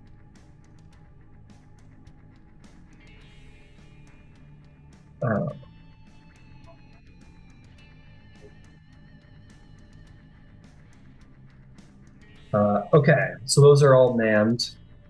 And what about your scout team? Scout Your team, I believe we're relying on her aura to protect against the poison, and I have provided air bubbles to everyone who's outside the ship apart from the epoxy units. okay, got it. And the scout team consists of who? Myself, Passan, Walker, and Thalia. Got it. Yeah, so she'll spend her fourth. She'll have one fifth left. Okay. Tide Walker. So everyone has an air bubble and everyone is protected from poison? Question mark. I think Um, everyone who's on the ship has immunity, and I think we, except for you, you're immune because you got the fish suit on. Myself, Thalia, and Tidewalker are resistant. I think. so I'm gonna say this. Um, the air bubble gives you basically like and it lasts for an hour, you said? 24 hours. 24 hours. So I'll give you this. The air bubble will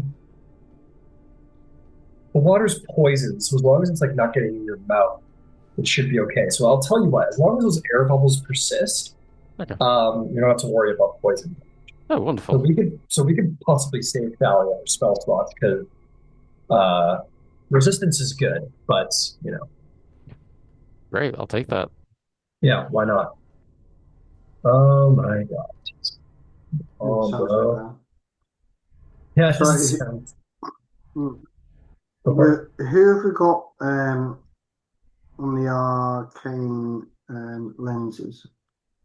I would assume Vivara Yeah, and Costra. Callistra. Yeah, yeah. our That's two right. I res was just trying to. yeah, our two resident witches. All right. This map is a little bit. Give me some shit. You don't even answer. Yeah, I'm trying to make her work a little quicker. I want to predict. Uh, okay, so you guys are. You take some time at the edge of this sort of shipyard. You deploy your troops one by one, well, probably two by two through the airlocks.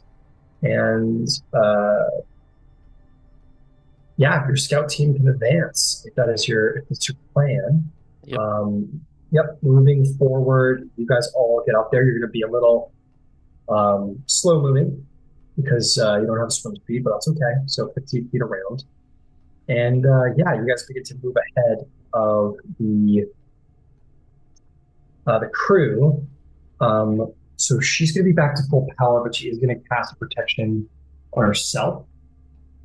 So she will spend a first on or a second on herself to, Cool. well, the second of the day to get rid of her poison. She's breathing water.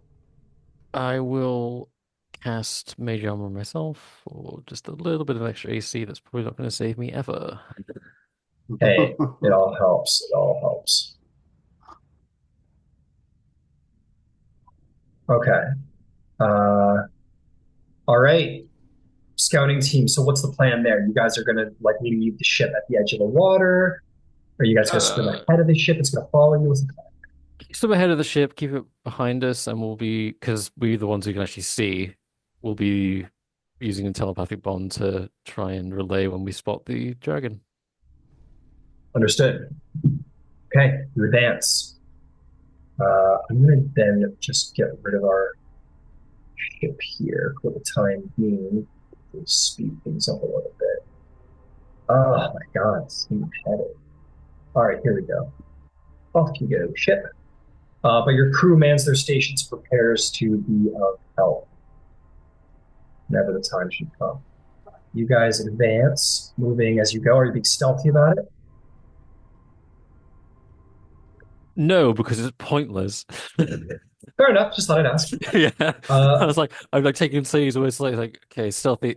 No, we'll never succeed. all It right, got it. knows. It knows. Uh, all in on just trying to like spot it first. Perception, I guess. Got it. Yeah. So you guys range out. Why don't you guys make me perception checks? I'm definitely gonna have to get disadvantage because it's murky, dark waters. Can I use Uh, my staff to give us some light? I don't think it gives us enough light. 15-foot bright, 15-foot dim. okay, I'll make you a deal. If you guys want to go into the actual shipyard and like actually investigate with light, I'll call it a straight roll. But if you guys want to sit at the edge and try and like look through like the black murky water under the deep, like I think I'm even being generous saying disadvantage because it should be pitch black. Yeah. I think there's a like we'd have to go in. I mean, it's gonna be like in a den somewhere, so we'll have to actually go in and investigate. Okay, fantastic. All right, then let's get some group investigation checks going.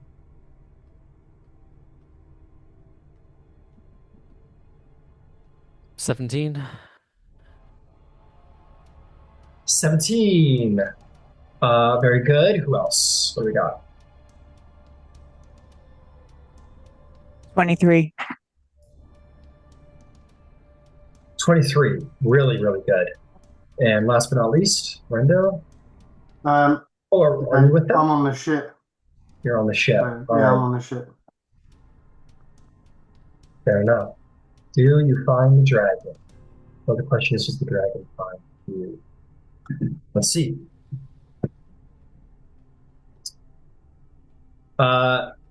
You guys are out there. Start looking around. No sign of this dragon that you have heard about, and you're looking very thorough. You guys are doing an excellent job. What was your total, Basan? Because you rolled really, really good. 23. It was a 19 on the dice. 23. Very nice. Understood. You guys look through the yard, and it takes some time. You're not finding the dragon, at least not immediately, but slowly you begin to notice things are like a little strange. You notice that like after a while, you kind of like turn around, maybe after a purpose on. You notice that like the same fish has been following, or the same school of fish maybe that's been kind of following along with you guys, like probably brazenly so. Like it's just like you're like looking through something, and this fish will kind of swim like right past you. You didn't mind for the first like 5 minutes, and you're like, that's the same fish. Like, oh, have I made a friend? Um, who could say? Maybe not in this tense situation.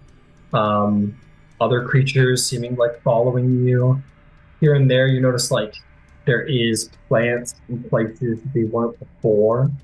Um, do any of you go into the actual ships to go look around? Does any of you actually enter one of the ships to like look inside? I mean, I'm looking for. I mean, it's an ancient dragon, so I'm assuming I'm looking for something pretty big.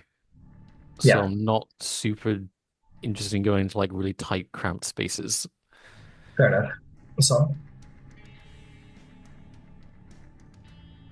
Uh, sh- she's not really an underwater person, so she is actually letting Tidewater and Etherith sort of take the lead. If she's directed to do that, she will. But this is not her natural habitat, so she's not wanting to forge ahead, not knowing what's potentially could be there. understood. How closely is this like school of fish following us? It depends at different times. Like they're unintelligent creatures and they behave as such. So like if you're sifting through like rubble over here, they might come over to you and kind of like get all around you. And then if you like begin to like pointedly move in another direction with some haste, um, they don't like follow you immediately. But when you like settle somewhere, maybe like a minute later, they do show up again. So pretty actively. Okay, I want to cast detect magic, Okay. and I guess You if did, if they ever get within yeah. 30 feet of me, will I pick something up? Yeah. Every single sea creature, well, little fish. So if you see like a little shark, like a bull shark or something go by. You won't catch that one, but small fish, crustaceans, anything that's like a small living sea creature, there is an aura of divination around. And when you look closely, now that your magic's going, you do see that all of their eyes have the same sort of reptilian slit, every single fish. Oh shit. And you suddenly realize that maybe you're being played with, that maybe you're kind of the food, and it's somewhere. And every now and then you do get this like your team, whether it be you guys yourselves. I don't think this board's going to work. I don't know if it's going. But every now and then you do get a little like some movement, maybe like 100 feet that way, where something kind of like something kind of falls over. And you're like, okay, movement that way. Like go, let's check it out. Be careful. Go over there. There's nothing there except that school of fish. And then you kind of notice this, and you kind of then suddenly have this sort of claustrophobic closing in feeling where you realize like, oh shit, like we're not we're not the hunters.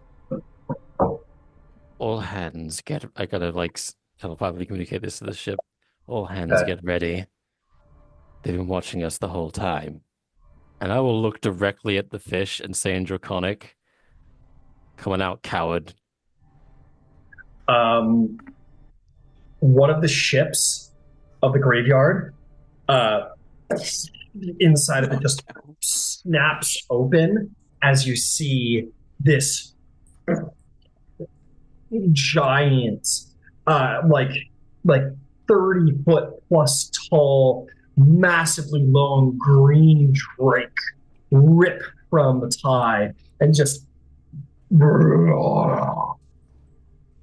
and that is where we will roll initiative as you call it out. You feel the motion of your ship moving towards you, but there is a dragon and it's ready to attack. Um, let's see here.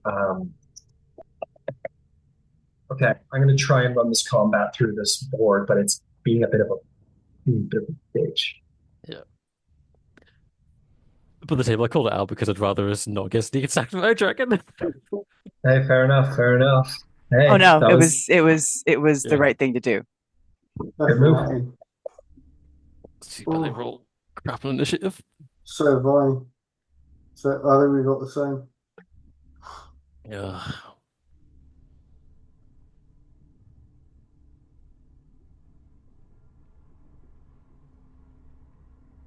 Give me a green dragon. There's a really cool image though, just like look like peering at the fish and just seeing, wait a second, they look like the weird like sort of blank eyes of fish. These are lizard slits. Yeah. Yeah. Oh, wait, it's not a dragon, it's Cthulhu.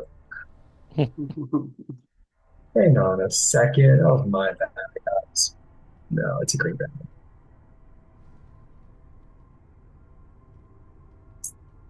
Let's say it comes out of here. Trying to use the edge of the map so I hope it doesn't whine at me. But it definitely like emerges from the belly of this like ship and just like smashes up and out through its hull like you're a bastard. Through the hull of the ship like a master. Oh my god, what are you fucking doing? Up.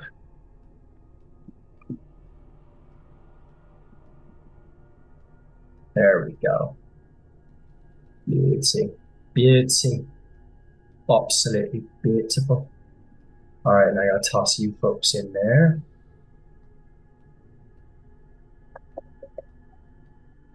Toss a pretty cleric in there.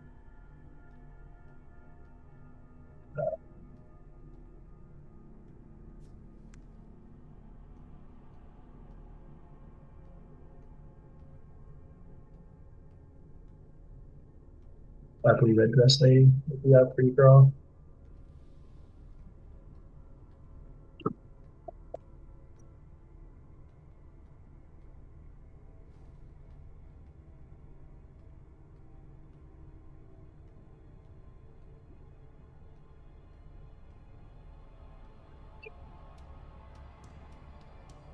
Okay, Tidewalker.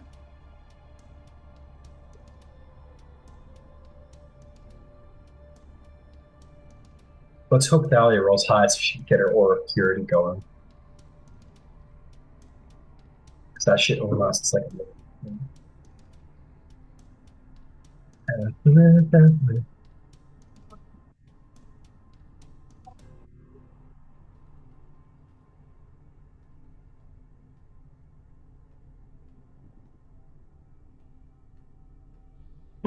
Last day's Basan. I wherever you guys think you'd be, I'm more than happy to place you. I assume you'd be moving in a group. Yeah, staying close Yeah. together. All right.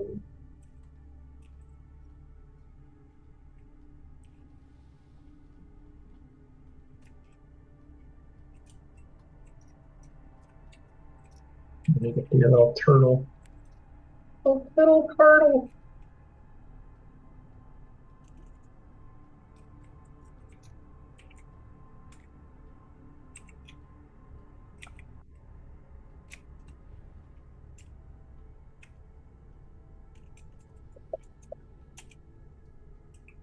Excellent.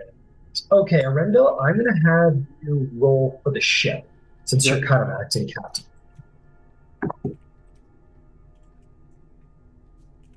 Okay. So, my initiative was 6. Okay.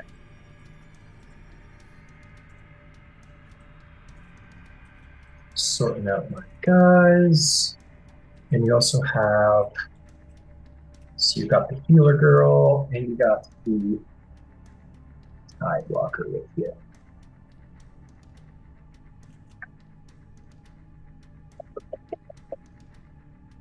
So she rolled a fire.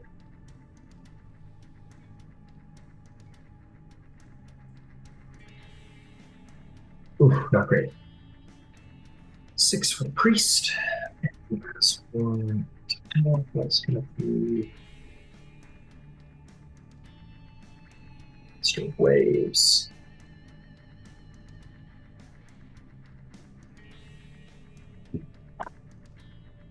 Fuck.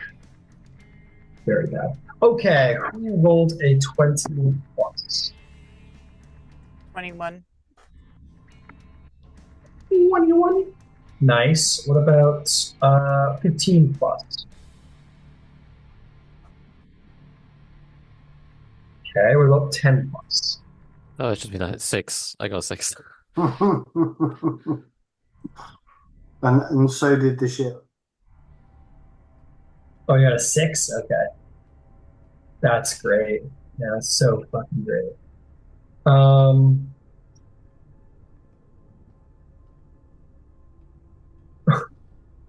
Horrific. Just horrific rolls. Okay. Well, it's battle music. We're going to get to it. Thank you for your patience.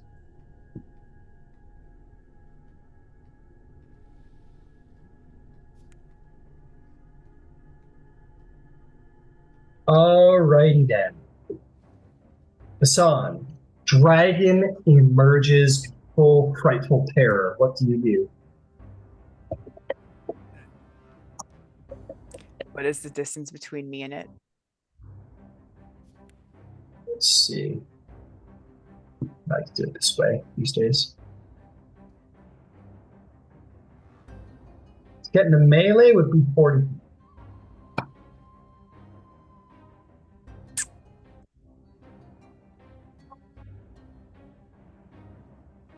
All right.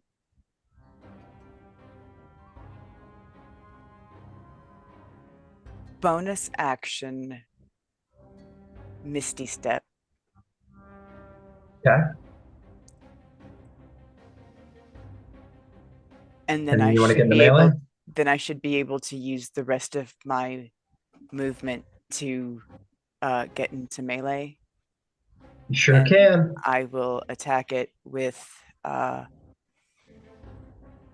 Sunblade. And because I am in the fish suit, then I should have straight rolls, yes? Because you have a swim speed, yes. All right. I will attack it now. Cool. That is a 23 to hit. Yes. 23. That's accurate. 23 will hit. Go ahead and roll damage. Oh, good. That is nice.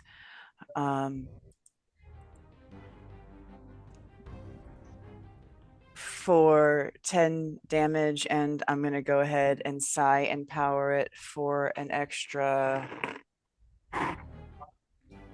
3 of force damage on top of it.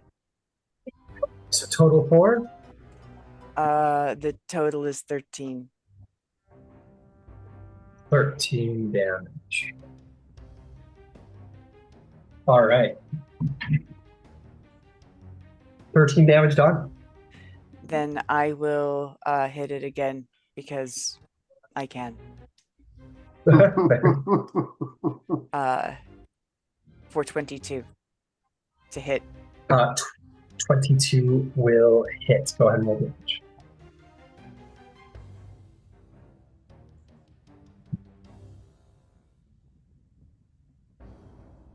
$14. 14. All right, another 14. 2 strikes. Well done. That is all right. That is all for now. Okay. Layer action. Yep.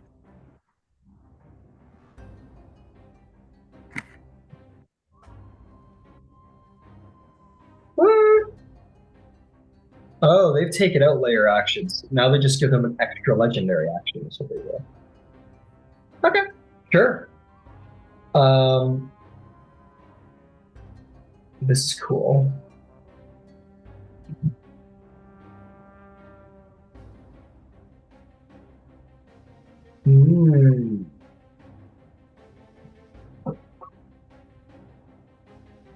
Okay.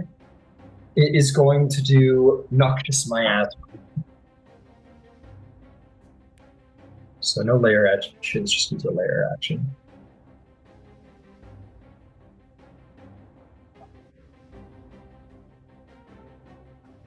Yeah, that'll be enough. The poison in the sea, let's play it this way. It's going to sort of like growl, sort of like basically attacks, and kind of like growl, and in sort of articulation with its growl, the ground underneath all of you is going to sort of part, and all the green miasma is going to sort of pick up from between the rocks, like releasing deadly poisonous sediment that comes up towards all of you and will indeed move through your air bubbles. I need a con save from all 4 individuals.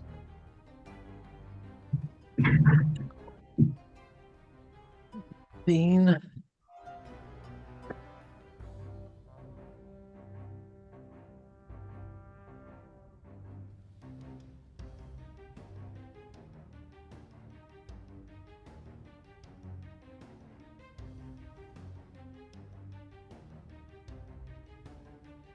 Wait, are we resistant to this? Do we get? Oh, no, doesn't matter. I don't know if the aura does anything. She hasn't put the aura up yet because it only lasts a minute. Gotcha. Okay, that's fine. Yeah, she was saving it for the moment. The protection from poison lasts an hour, but the aura is temporary. All right, what do we get? 15. 15. It's a failure. How'd you do, Basan? 19. That's a failure.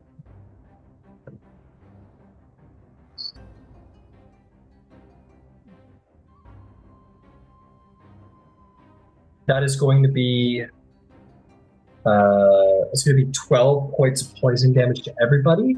That's going to be 6 for the cleric because she has protection of poison. Okay.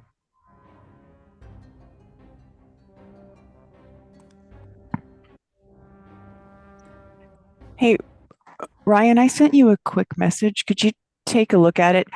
And I'm totally okay with whatever you decide in the moment. It just affects what I can do. Where's this? It should be in Zoom. Wizard. Okay, thank you. Yeah. Okay. Additionally, all of you are going to have a -2 penalty to AC until the end of the dragon's next turn.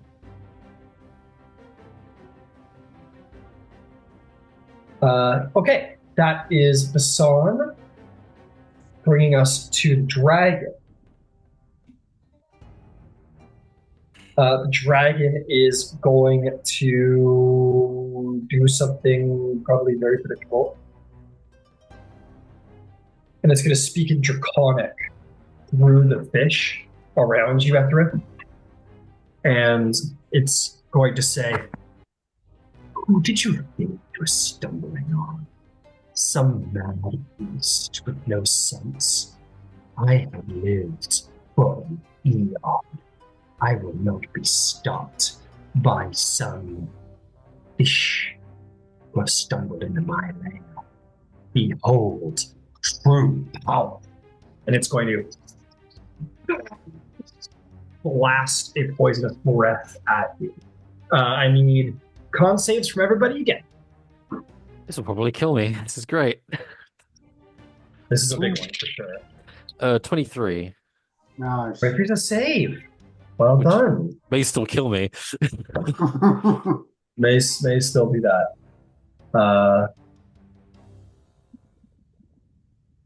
That's going to be 16 is going to be a failure from our Master of the Seas. That's going to be a failure from our big baddie. Basan, how'd you do?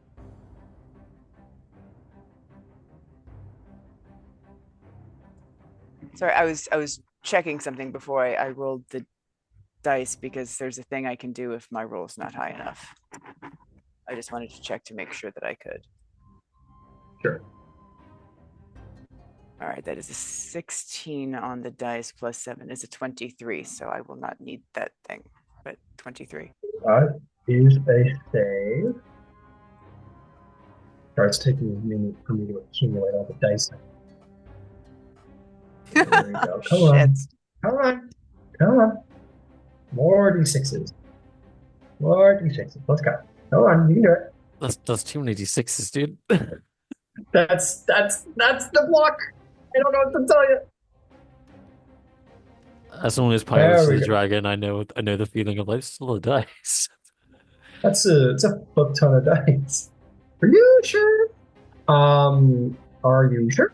That's going to be 82 points of damage to the Everyone is NPCs. dead. For 41 points of damage to Aphrodite. That exceed is it exceed the maximum of spillover or just like oh yes, that's spillover. Okay, FMS is down but not dead. Down but not dead. Got it. I was going to say you saved though, didn't we? So wouldn't have been all of it. Had I failed the save, I'd be dead. Super dead. Yeah, no, you two saved. By the grace of the gods, you saved. So that was 82. Show me the money. There we go. I want to see if your NPCs are still alive. Yeah, they're still alive. Okay, fucking access. Holy Christ. There we go. You know, this was what I was wondering why you actually went out there. And Yeah, I was having a minute where I was like, Ancient Dragon, 4 level 10s. But, you know, we're here now. I feel a burden and responsibility as captain to be like the front. It's all good. Hassan, you're still up? Ain't no sorcerer up there. Well, sorry. The blast of noxious 90-foot cone breath emanates, and Aphrodite is consumed by poison. After you feel like the veins inside of your body alight on fire, and you lose consciousness. After I need a private death save, real please. Don't worry, we're gonna get the ship in there quickly. I promise. I'll send you it through Zoom. Thank you. But they've changed the way the chat works. I can't just like. I know they did. Bosses. Understood. Okay, it's the ship's turn. So, Arendelle. Yes. Yeah, you hear like you guys are just like picking your nails because you can't see, right? And the Nora is not there. And you hear a stomp on the deck, or actually, you hear in your mind like Ethrith be like, "Okay, let's go," and everyone kind of, "Oh shit!" And Arian is going to press the ship forward to come and try and save the day a bit. Would have been at the edge here, so not too far away. Is going to come in and save the day. I believe the ship can move 40 feet. Maybe a little height. I'm going to go double check a turtle ship real quick. Yeah, do you want to just post or put the thing up in Absolutely. so I can see I've got the stats for the ships and the weapons, and then I don't have to keep asking for you. Your ship is pretty heavily modified, so I'm also going to give you the DMG siege equipment page as well.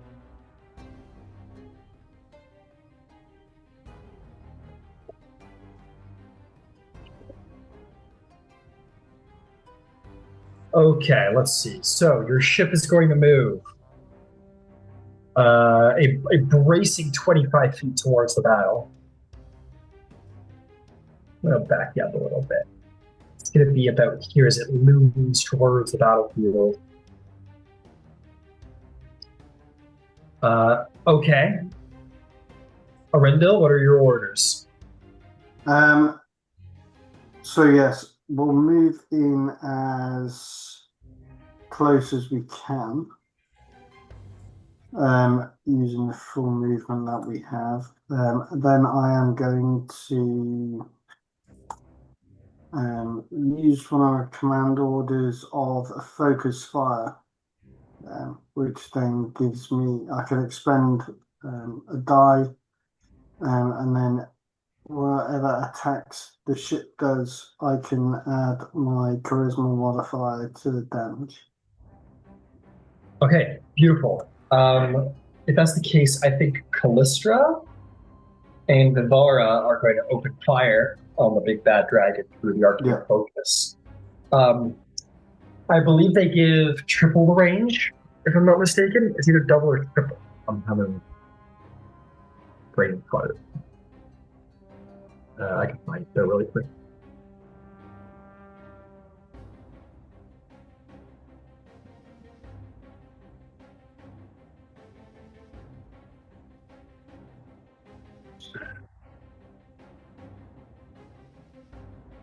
So much for range.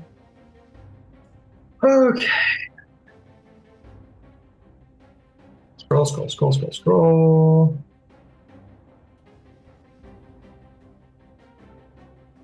Okay, here we are. Arcane lens. Range is double. Okay, got it. So Eldritch Blast has a range of, it's about 200 feet away, so Eldritch Blast will reach. She's going to fire through the arcane lens. And Vivara similarly has something that can reach as well. So you can add your charisma modifier to the one attack, or what's the deal with it? focus fire? No, all of it says. Can't I? To add the damage rolls equal to your charisma modifier and makes that. Oh yeah, so it's just one then. Okay, So who would you yeah, like to fine. pick? I'll go with Callistra. All right, you point for Callistra, so I'll open fire or focus fire. She'll send off 3 Eldritch Blasts at it. It's going to be first one's a miss, second one is a hit, and the third one is a hit despite its very high AC. That's going to be a 10 plus 4. What's your charisma modifier? 1. What? 1? Yeah, Oh, I've no. only got 13 as charisma, even with the 10. Oh boy. Okay. So that's gonna be 10 plus 5. Okay. So 5, 15. They'll give you some blessings so soon. So many blessings. That's gonna be 4, 12. Take one of those out. 5, 10, 15. There's going to be 17 points of damage from Callistra.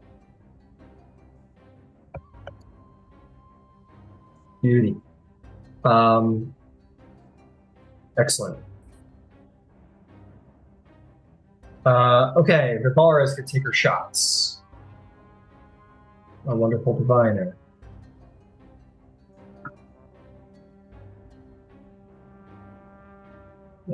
Nope. With a 15. Definitely no. The shots just bounce off the dragon's great armor. Okay, mangonel shots now. How far can a mangonel? Ranged 200 to 800. Okay, Can't should be hit able to. within 60 feet. Got it. Mangonel should definitely be able to reach again of its range. If you would like to take a d20 plus 5, Rendell, go for it. Okay. Oh my goodness. Yeah, 14. 14. The rock goes by and the dragon just kind of swims out of the way and it sails by. Ballista shot. Why don't you go ahead and do a d20 plus 6? If that one hits. Oh, that's a little far. Sorry. It's about 200 feet away, so a little far for ballista. We've just got the whatchamacallit cannon. The keg thrower. All right, keg thrower. We'll load a. What are you loading onto there? What kind of ammunition? We had a couple of barrels filled with Gunpowder is one of them. gunpowder. Yeah, that's not going to do anything with it. Okay, gunpowder. You got. We had other I believe there was things, an acid barrel. Yeah, you get a Yeah, we did. Yeah. So poison barrel, acid barrel, and a yeah. I'll put an acid one in there. We'll try that. Okay, they load an acid barrel in. Go ahead and make a +6 attack. Disadvantage. Oh, it's a little. Sorry to say, it's a little short again. 120-foot range. Oh, I'm looking at ballista. Hang on. Sorry. Oh, it's just a saving throw. Never mind. There's no aim. So that one just fucking. Yeah, you're good. That one launches, and it will hit. So each creature with a sphere centered on 30 to 300 feet from the launcher. Yeah, so you're good. Barrel fires, no roll required. It's a con save for the dragon. It will succeed the DC 15, having rolled a 16 on the dice. But go ahead and roll 4d6 acid damage. It will be halved.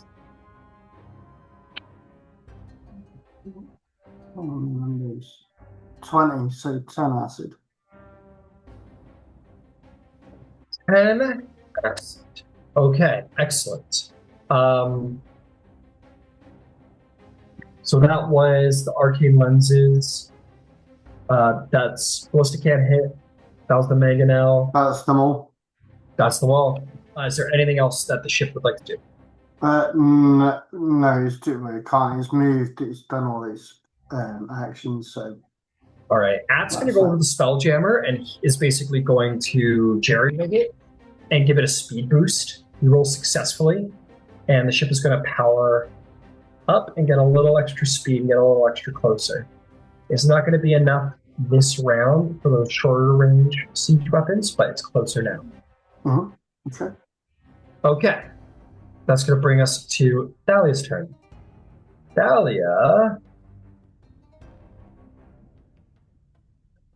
I'm going to be real predictable about this.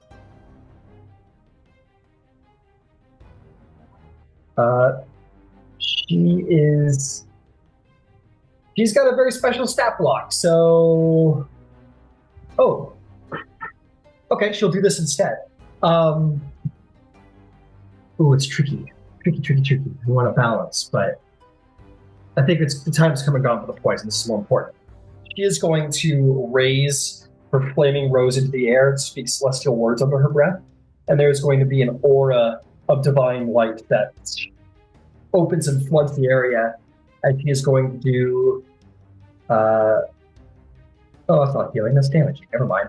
She's going to cast Divine Aid, and she's going to do a healing word to you, Aphrodite, at the 3rd level.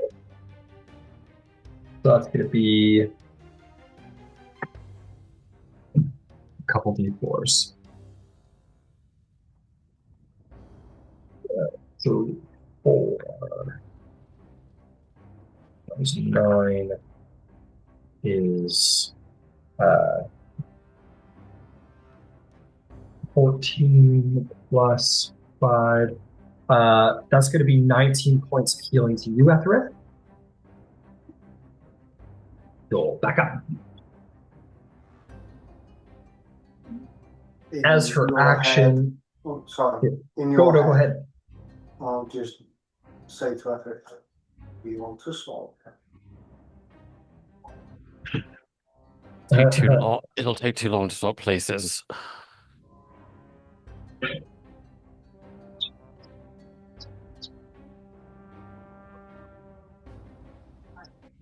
She is going to, as an action, point her staff, and beams of just radiant, blessed light are going to fire forth.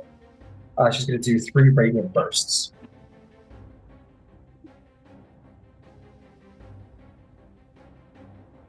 Natural 20. Yes. The other one's a hit for a lot, 27, I believe. And the last one misses. So that's going to be a lot.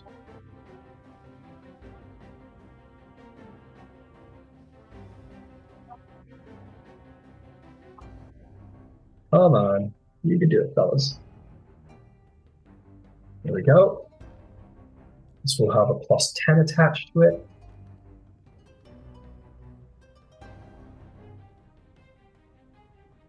Okay, 55 points of damage. Plus 40 additional damage for the crit.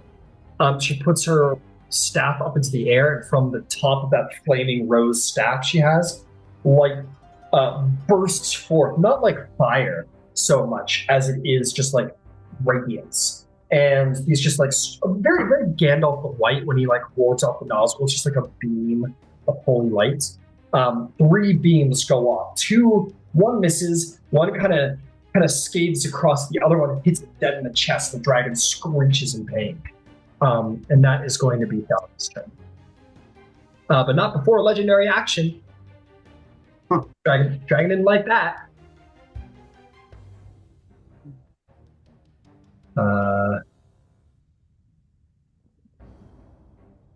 Dragon, what are you doing?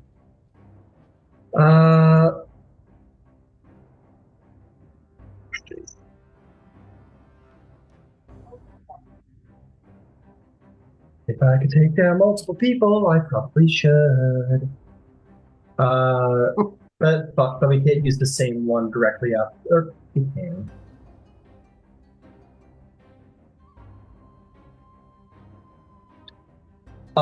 It's going to target her specifically because that really fucking hurt. We got time.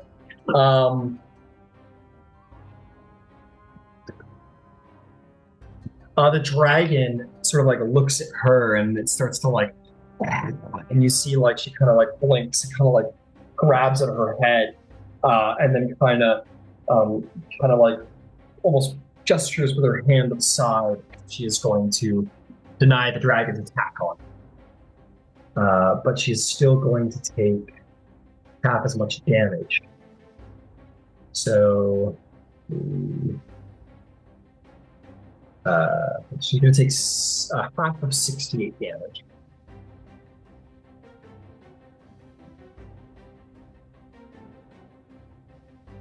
Hold on now.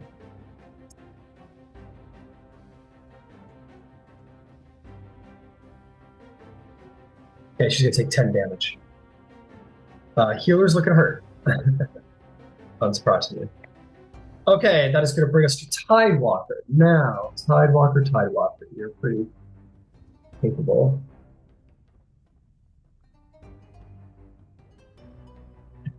I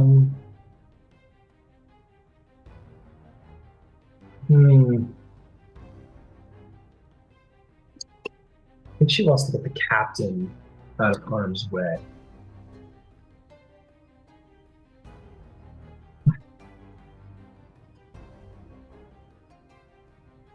Okay. It's a little unusual. She is going to cast a spell, and she is going to produce this torrent of, man, how do I even describe this on the water? There's like the rocks crack, and this huge torrent of like bubbles begin to shoot out of the water like a heat vent almost, and begin to sort of swirl around the area intensely in front of all of you. She's going to cast like wind wall underneath you, which should protect you from poison or poison breaths in the future.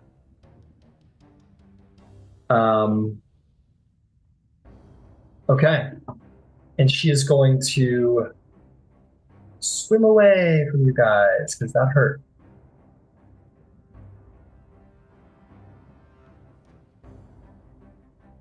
Beauty. That's going to bring us to a legendary action from the dragon. It's going to do. Oh man. Just give the hand in this one at a time. It's going to make a rend attack on you, Basan, since your turn's coming up. Why not? Could be a natural 20. Wait, did it? Silvery Bobs? Okay, silvery barbs. There it is. That's a natural 1. In this moment, after you, it's not so much like a word that you say, but like this coil of hand sort of shoots from the blackness and kind of like grabs the like claw of the dragon like just before it hits Basan and you save it. Bringing us to your turn, Basan. What do you do? I'll give Yeah. I can't give advantage to Basan, can I? Because she was the target. You can. Okay, in that case, yeah. Basan. I'm pretty sure. Yeah, Basan takes the advantage. Thank you. I will bonus action second wind because fuck. That was ouchy. And I don't want to. Yeah. Yeah. No, that's not right. That's right. There we go. And now that I have done that, I will hit it 2 more times. Go for it. Because that seems like the thing to do. Fair. Oh, so close. That is a 30. Yeah, I think that'll hit. It was a natural 19. Nice. So okay, where's the stupid thing? There it is.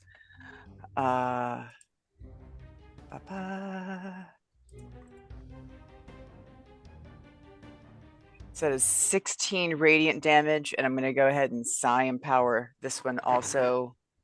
Oh fuck yeah! All right, for an extra 8 force damage. So that's 24 total damage. 24 total damage. Beautiful. And then I will hit it again. All right. This is probably not going to hit for an 18. 18 does not hit. Bounces off the scales. The strong scales. I had a feeling. That is what I am doing. Okay. Dragon's gonna take its last last possible legendary action, because I keep forgetting to give it legendary actions. I don't see why it wouldn't. I hate to pick on you, Etherith, but I mean, what they say, if you got him, smoke him.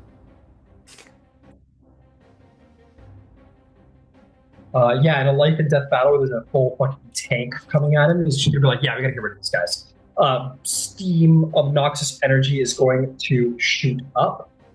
I want to take a quick look here at wind wall, because that might be helpful. But, you know what? Yeah.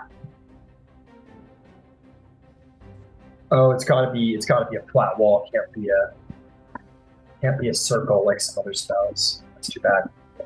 Okay, yep, I'm gonna need a con save.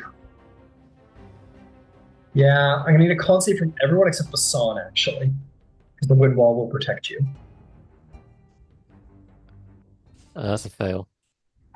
Okay. Uh-oh. Not my revivifies.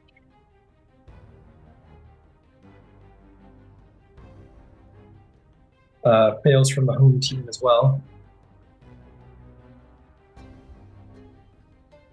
That is going to be... let's see here. Give me those 5 dice, please.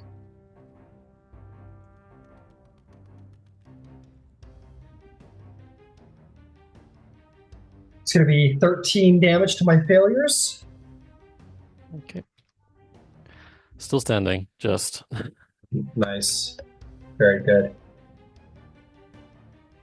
Man, your healer is taking hell of damage, but she's still good.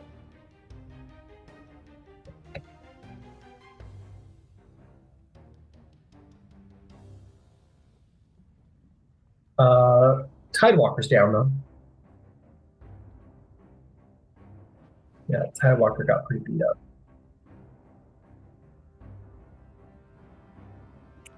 That's going to bring us to the dragon's turn. I'm going to see if we get a recharge on that breath weapon. And the dragon is going to make 2 rending attacks against you, Basan. It's just going to just shut at you with his hands, attack you. God damn, those are bad rolls, man. Both, or 18's the highest. Nope. Just trying to smash you. You're kind of maybe being protected by the wind wall, swimming around the debris, just getting around these attacks. The last one, because the healer proved himself to be some problem, I'm going to shoot a 5th level mind spike at her. Your cleric resisted the first one, but not this one. And is going to take 68 poison, or 68 psychic damage.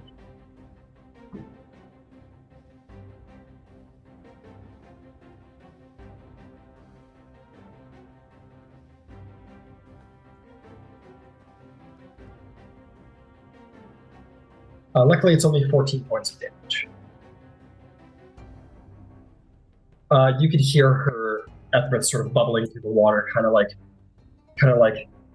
moving her head around and kind of crying under her breath that you could hear the dragon in her head. And you can see this like very faint green cord coming from like the tip of the dragon's claw, sort of like slithering through the water towards her head. It's very faint, barely perceivable. The dragon kind of smirks. At which point the dragon is going to swim back 40 feet. Go ahead and make an opportunity attack, Hassan.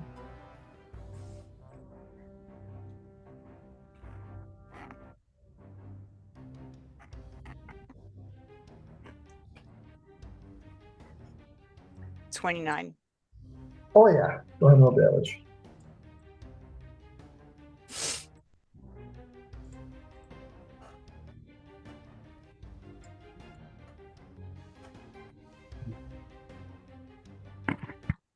That is 16, and I'm going to go ahead and force and power, psi and power this one too. Okay. For 5 force damage on top of it. Total.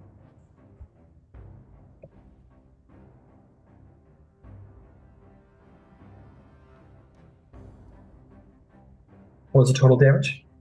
The total damage is 21. I'm sorry. That's okay. 21 damage, very good. Anything else? Oh, well, that was its turn. I was off the attack. That's the end of its turn, however. Etheret, bringing it back to you. Right, how far away is it from me?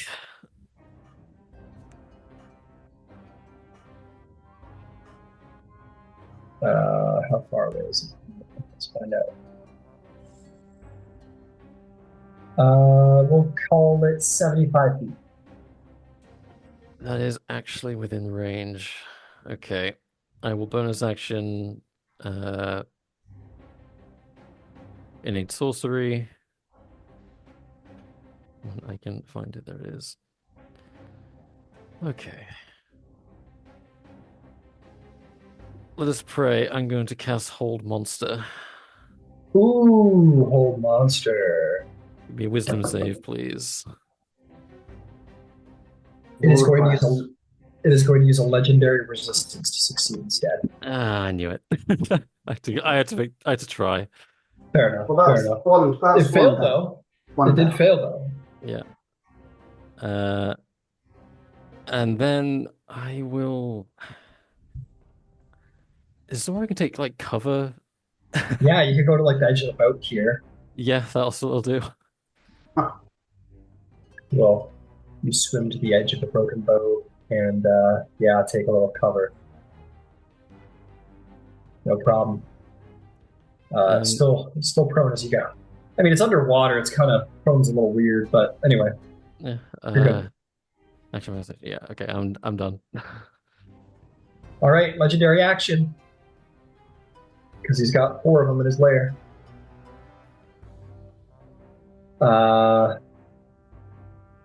Can't see. One of you's down. Can't see the other one. Hassan's being a bit of a pain in the dragon's butt. And so is that caster. I think a good way to hit the guy who can't see is some more noxious gas, probably. More gas streams out from below, filling the oceans with poison. I need a con save from my 3 standing party members. Fail.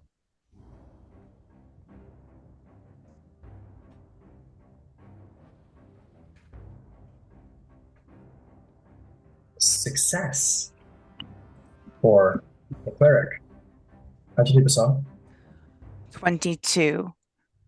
Success. Also, if this is about to do, well, go ahead and never mind. Go ahead and say what you're going to say first. Yeah. 16 reduced to 8 for our cleric, reduced to 4 because she is resistance. That's going to be to you, Basan, 8 poison, and Ethrit 16 to you. Yeah, Aphrodite's down again. Okay. Got it. All right. Was there anything you wanted, Basan? Anything you wanted to do? For reaction, can I absorb elements? You can take half of that. So that would be 4, I believe. Thank you. I will.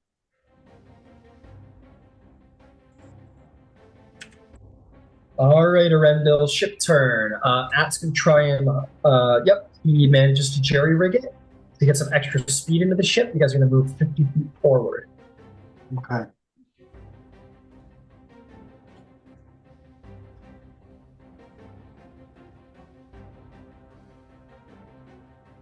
Okay, beauty, 50 feet. Okay, so let's do some, let's bomb the fuck out of this guy, huh? Yes, please. Okay. See if everything cooperates. So let me get some distance for you. Let me figure out your distances. So your ship's 185 feet away from the dragon. So keg launcher works, Yeah. but ballista is still going to be out of range.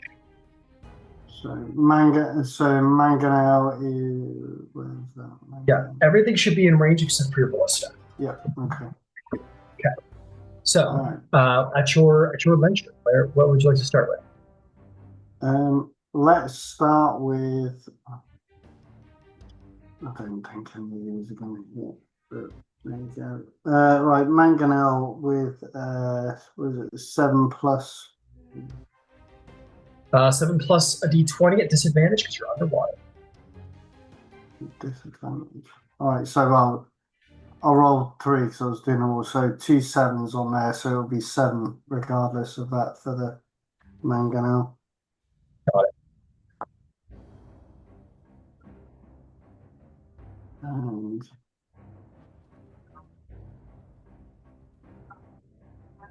or the keg throw with another acid one,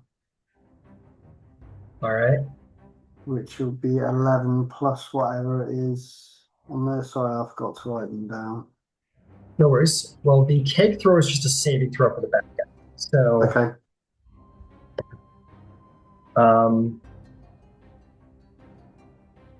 That is a 8 on the con save, so legendary action. It'll take the save regardless, but that's 2 down. It's going to That's take 4d6, which will be 7 acid damage. All right, I'll take 7 acid damage from the keg.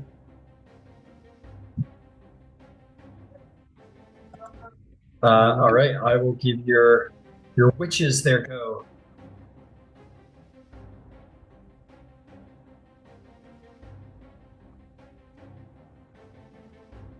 All right.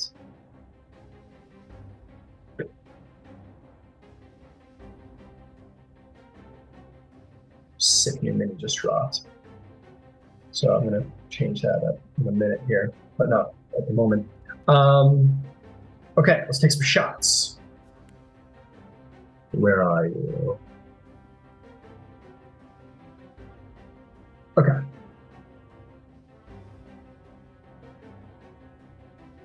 Go, witches of Hecate. Let's see if Hecate cares to kill this dragon.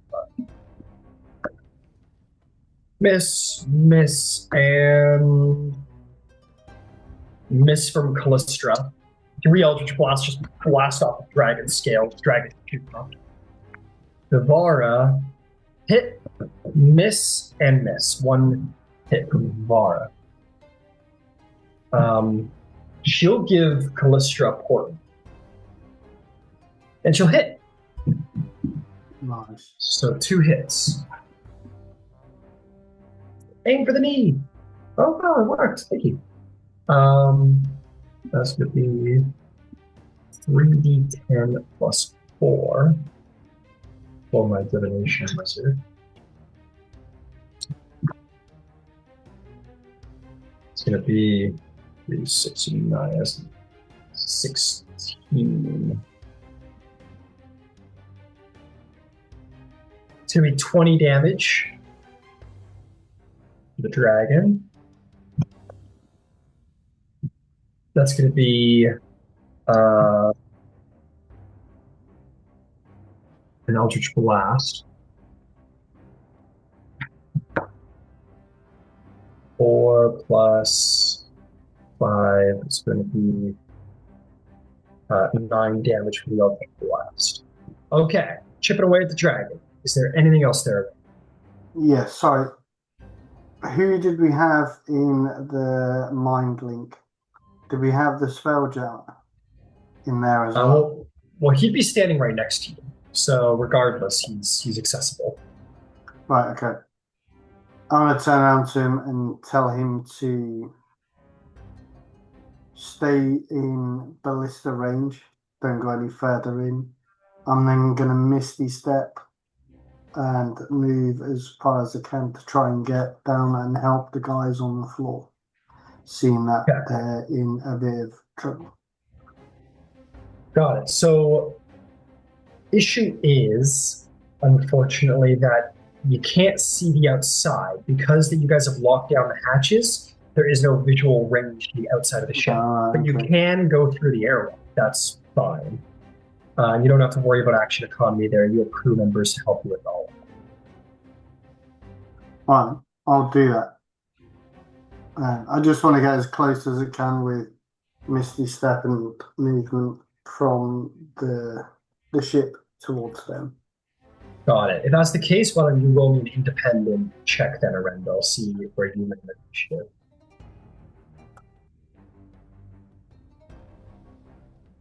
Nine. 9, okay. It's a rough day for the crew a little bit.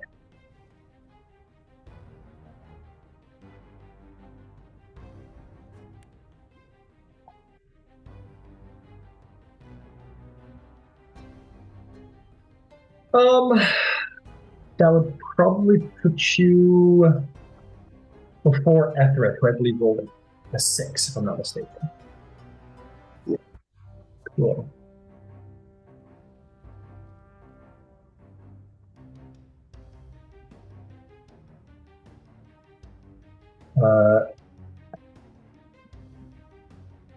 Okay. Let's continue. There we go. There we go. All right.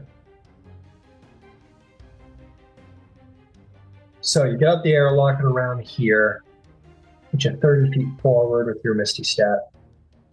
And we'll say it took your movement to like get up to the airlock and through the airlock. So we'll land you right there. Okay. Okay. Legendary action. Dragon's going to throw Mind Spike at Basan. Basan, make a wisdom saving throw. Basan? Yes. Wisdom saving throw, please. All right. Is this versus psychic damage? Sure is. All right. So I am resistant. Yes, Dragon doesn't know that though. I know. I'm just reminding. Yeah. That is a nat 20. Beauty. You'll only take a quarter of the damage then. Thank you. So that's going to be 55, 68. Go get my Fuck. 28 becomes 6. 28 becomes 14, which becomes 7 points of damage to you. Thank you. You're welcome. Thalia's turn, who is going to swim up next to you, Ethrith, because you had a good idea by hiding. And I'll say she's close enough that she can use her bonus action to... no, she'd have prepped that, if I'm being honest. Okay, she's going to do another healing word. Got healing words for days, though. She's going to pop you the first level one, because it doesn't seem like the higher level ones are... you survived that first. Yeah, she'll give you another third. She'll give you another third. It's going to be 4, 8, 12, 16. That's going to be... It's going to be 23 points of healing. So, Aphrodite must love you. Don't know Um, why. No idea why she likes me.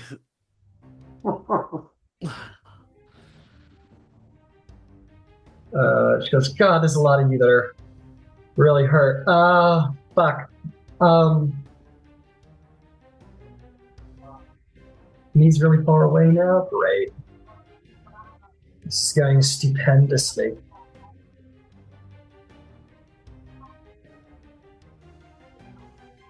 80 feet. She can kind of see. It's too far for that. Information from the archpriest. No, I can't do that either. Let's go look at the. Damn, man. She's a little pooched. Luckily, she can do 2 spells a turn, which is nice. It's got 10-foot range. That won't reach. Ah! Fuck it. Why not? She casts Bless. All 4 of you or actually cast at the first level. Bless on all of you guys, including her. So, Rendil, Tidewalker, and afterwards will be under the benefits of Bless. That's going to bring us to another legendary action. It should be 3rd legendary action.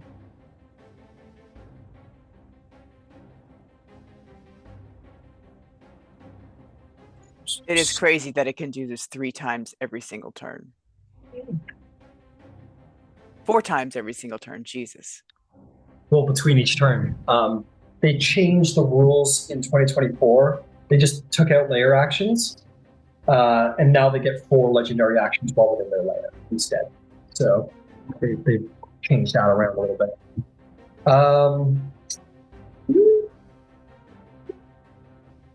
Tidewalker's kind of dealt with.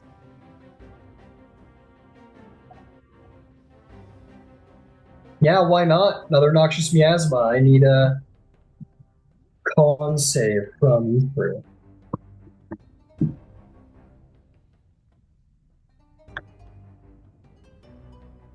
Cleric fails. 22. That's a success. How'd you do this on? Is my absorb element still up from last round? Yes, I believe it lasts the whole round. Okay. Thank you. That is a 20. That is a failure, so you'll take half. Okay. There are my little d6s. So it sounds like everyone's taking half. Yeah, that's 5 of them.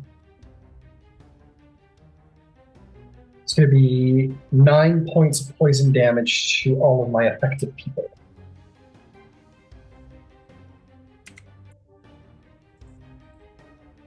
Okay, Thalia is definitely blood, as a note. Tidewalker, let's see. Luckily, she's got a little D4 to help her with the death saves. She comes back to life because of the bless. She wakes back up.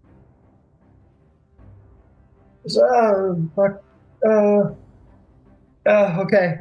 And she is going to say, she's going to kind of bring her hands forward.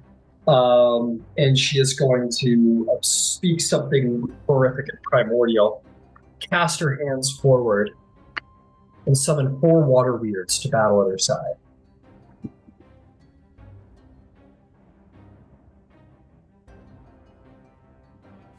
We love a good water weird.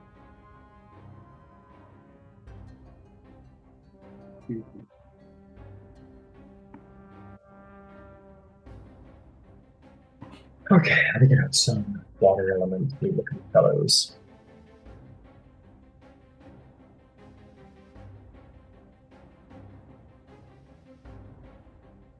These are large elementals.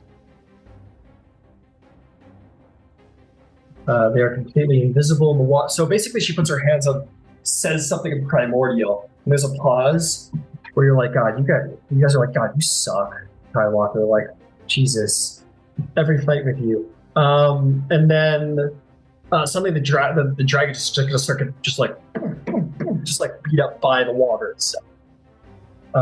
So for all intents and purposes, it's going to look a lot like the water has just decided it's on Tidewater's side. That Poseidon himself has come to her aid. Who knows? I gotta put 4 of these boys down. They're fast as fuck underwater. Yeah, she does that. The dragon hisses, being the only one who can actually perceive what's going on. And then, boom, boom, boom, boom, boom. That's going to be a whole shit ton of flanks. That's going to be 4 attacks with advantage. Natural 20. Yes. Hit. Miss. And miss. Okay.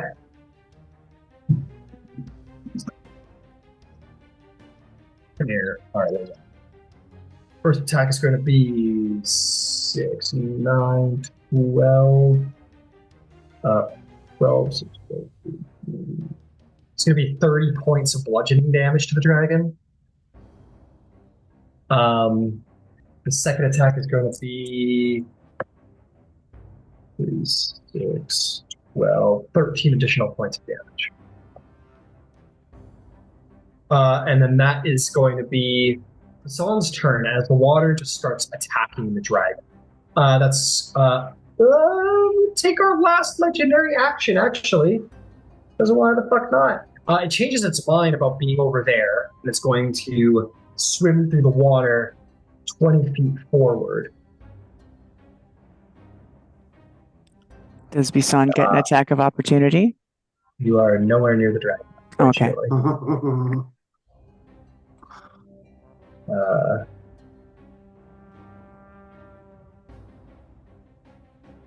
Come on, make the full 20. There you go. 20 feet passes, half its speed, this one attack. It'll just like strike brazenly at the water because, like, I'm pissed off a little bit.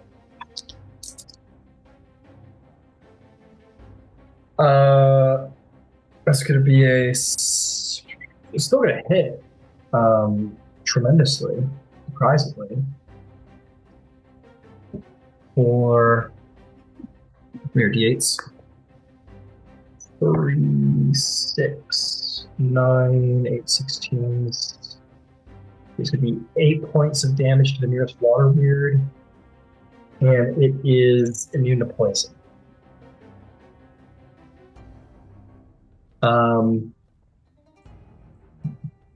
Okay. We have hit 5 o'clock at this point. So we will end the combat there, and we'll continue next week. Cool. With the dragon. Good job, folks. Ancient Dragon. Yeah, I am. Hold it. Isn't it Bison's turn now? It will be when Okay. we come back next week. Yeah, you'll start us off. Yeah, they're nuts. Ancient dragons. They're proper nuts. Yeah, they're mean. This is like totally unfamiliar territory for me. I've never had like a game go on this long where we've reached this level, so I'm like All good. It's all trial good, by buddy. fire as far as like decisions. I realize It's that alright. I am wasting my time trying to control it in any way if it has 4 legendary actions each turn, and I move right after it. There's Yeah, no but it's Yeah. only got so many legendary resistances, so if you've Yeah, got you go enough farther to on. get those burned out, yeah. or if as a group we can burn them resistances out, Yeah. then it's Bison, game on. Bison is Doing looking well. determined, but as rough as you've ever seen her look. Mm. Well, I will say this: as rough as the party is doing, the dragon's bloody now. You can see dragon blood sort of beginning to pop into the water, and you also see like irritation and sort of that look of like recalculating on the dragon's face as the appearance of this, like the water beating the fuck out of it, realizes that this is unknown territory to the dragon, and it realizes the tide has changed. No I'd pun intended. also forgotten that Death Ward is not concentration. I'd not been using it to like preserve concentration. I was like, oh shit. I've been able to go into every fight, being able to avoid getting killed on the first. You know something? So Good to know. Good to yeah, know. Look what we learned. Look what yeah. we learned. So Yay, That's huzzah! it. So if I make it through this, I'll be able to like not get knocked down at the beginning of every fight. yeah, it's all good. It's all good. So I'll say just like a fun thing about table. The ancient green dragon has access to the spell Geish. Man, that would have been so cool if I started the fight by like whispering in one of your ear and then like putting a Geish down upon one of you before the fight, especially you after it. Be like, if you don't turn them back, your mind will die. And you're like, okay. That could have been fun. But it was a little vain. Dragons are vain. So I thought it was a little prideful. I thought it could take. Didn't need to make some precautions. Now things have changed. Now that there is, invisible underwater elementals beating the fuck out of it. Hey Ryan, when I don't know what your week looks like, but if we could get together and just communicate about Basan a little bit and maybe about what campaigns you've got going on. Yeah, absolutely. I got time now. All right. If you got time, yeah. I absolutely have time. Good. All right. Okay. I'll let you gentlemen go, and we'll catch up soon. Bye. See you all next week. Later.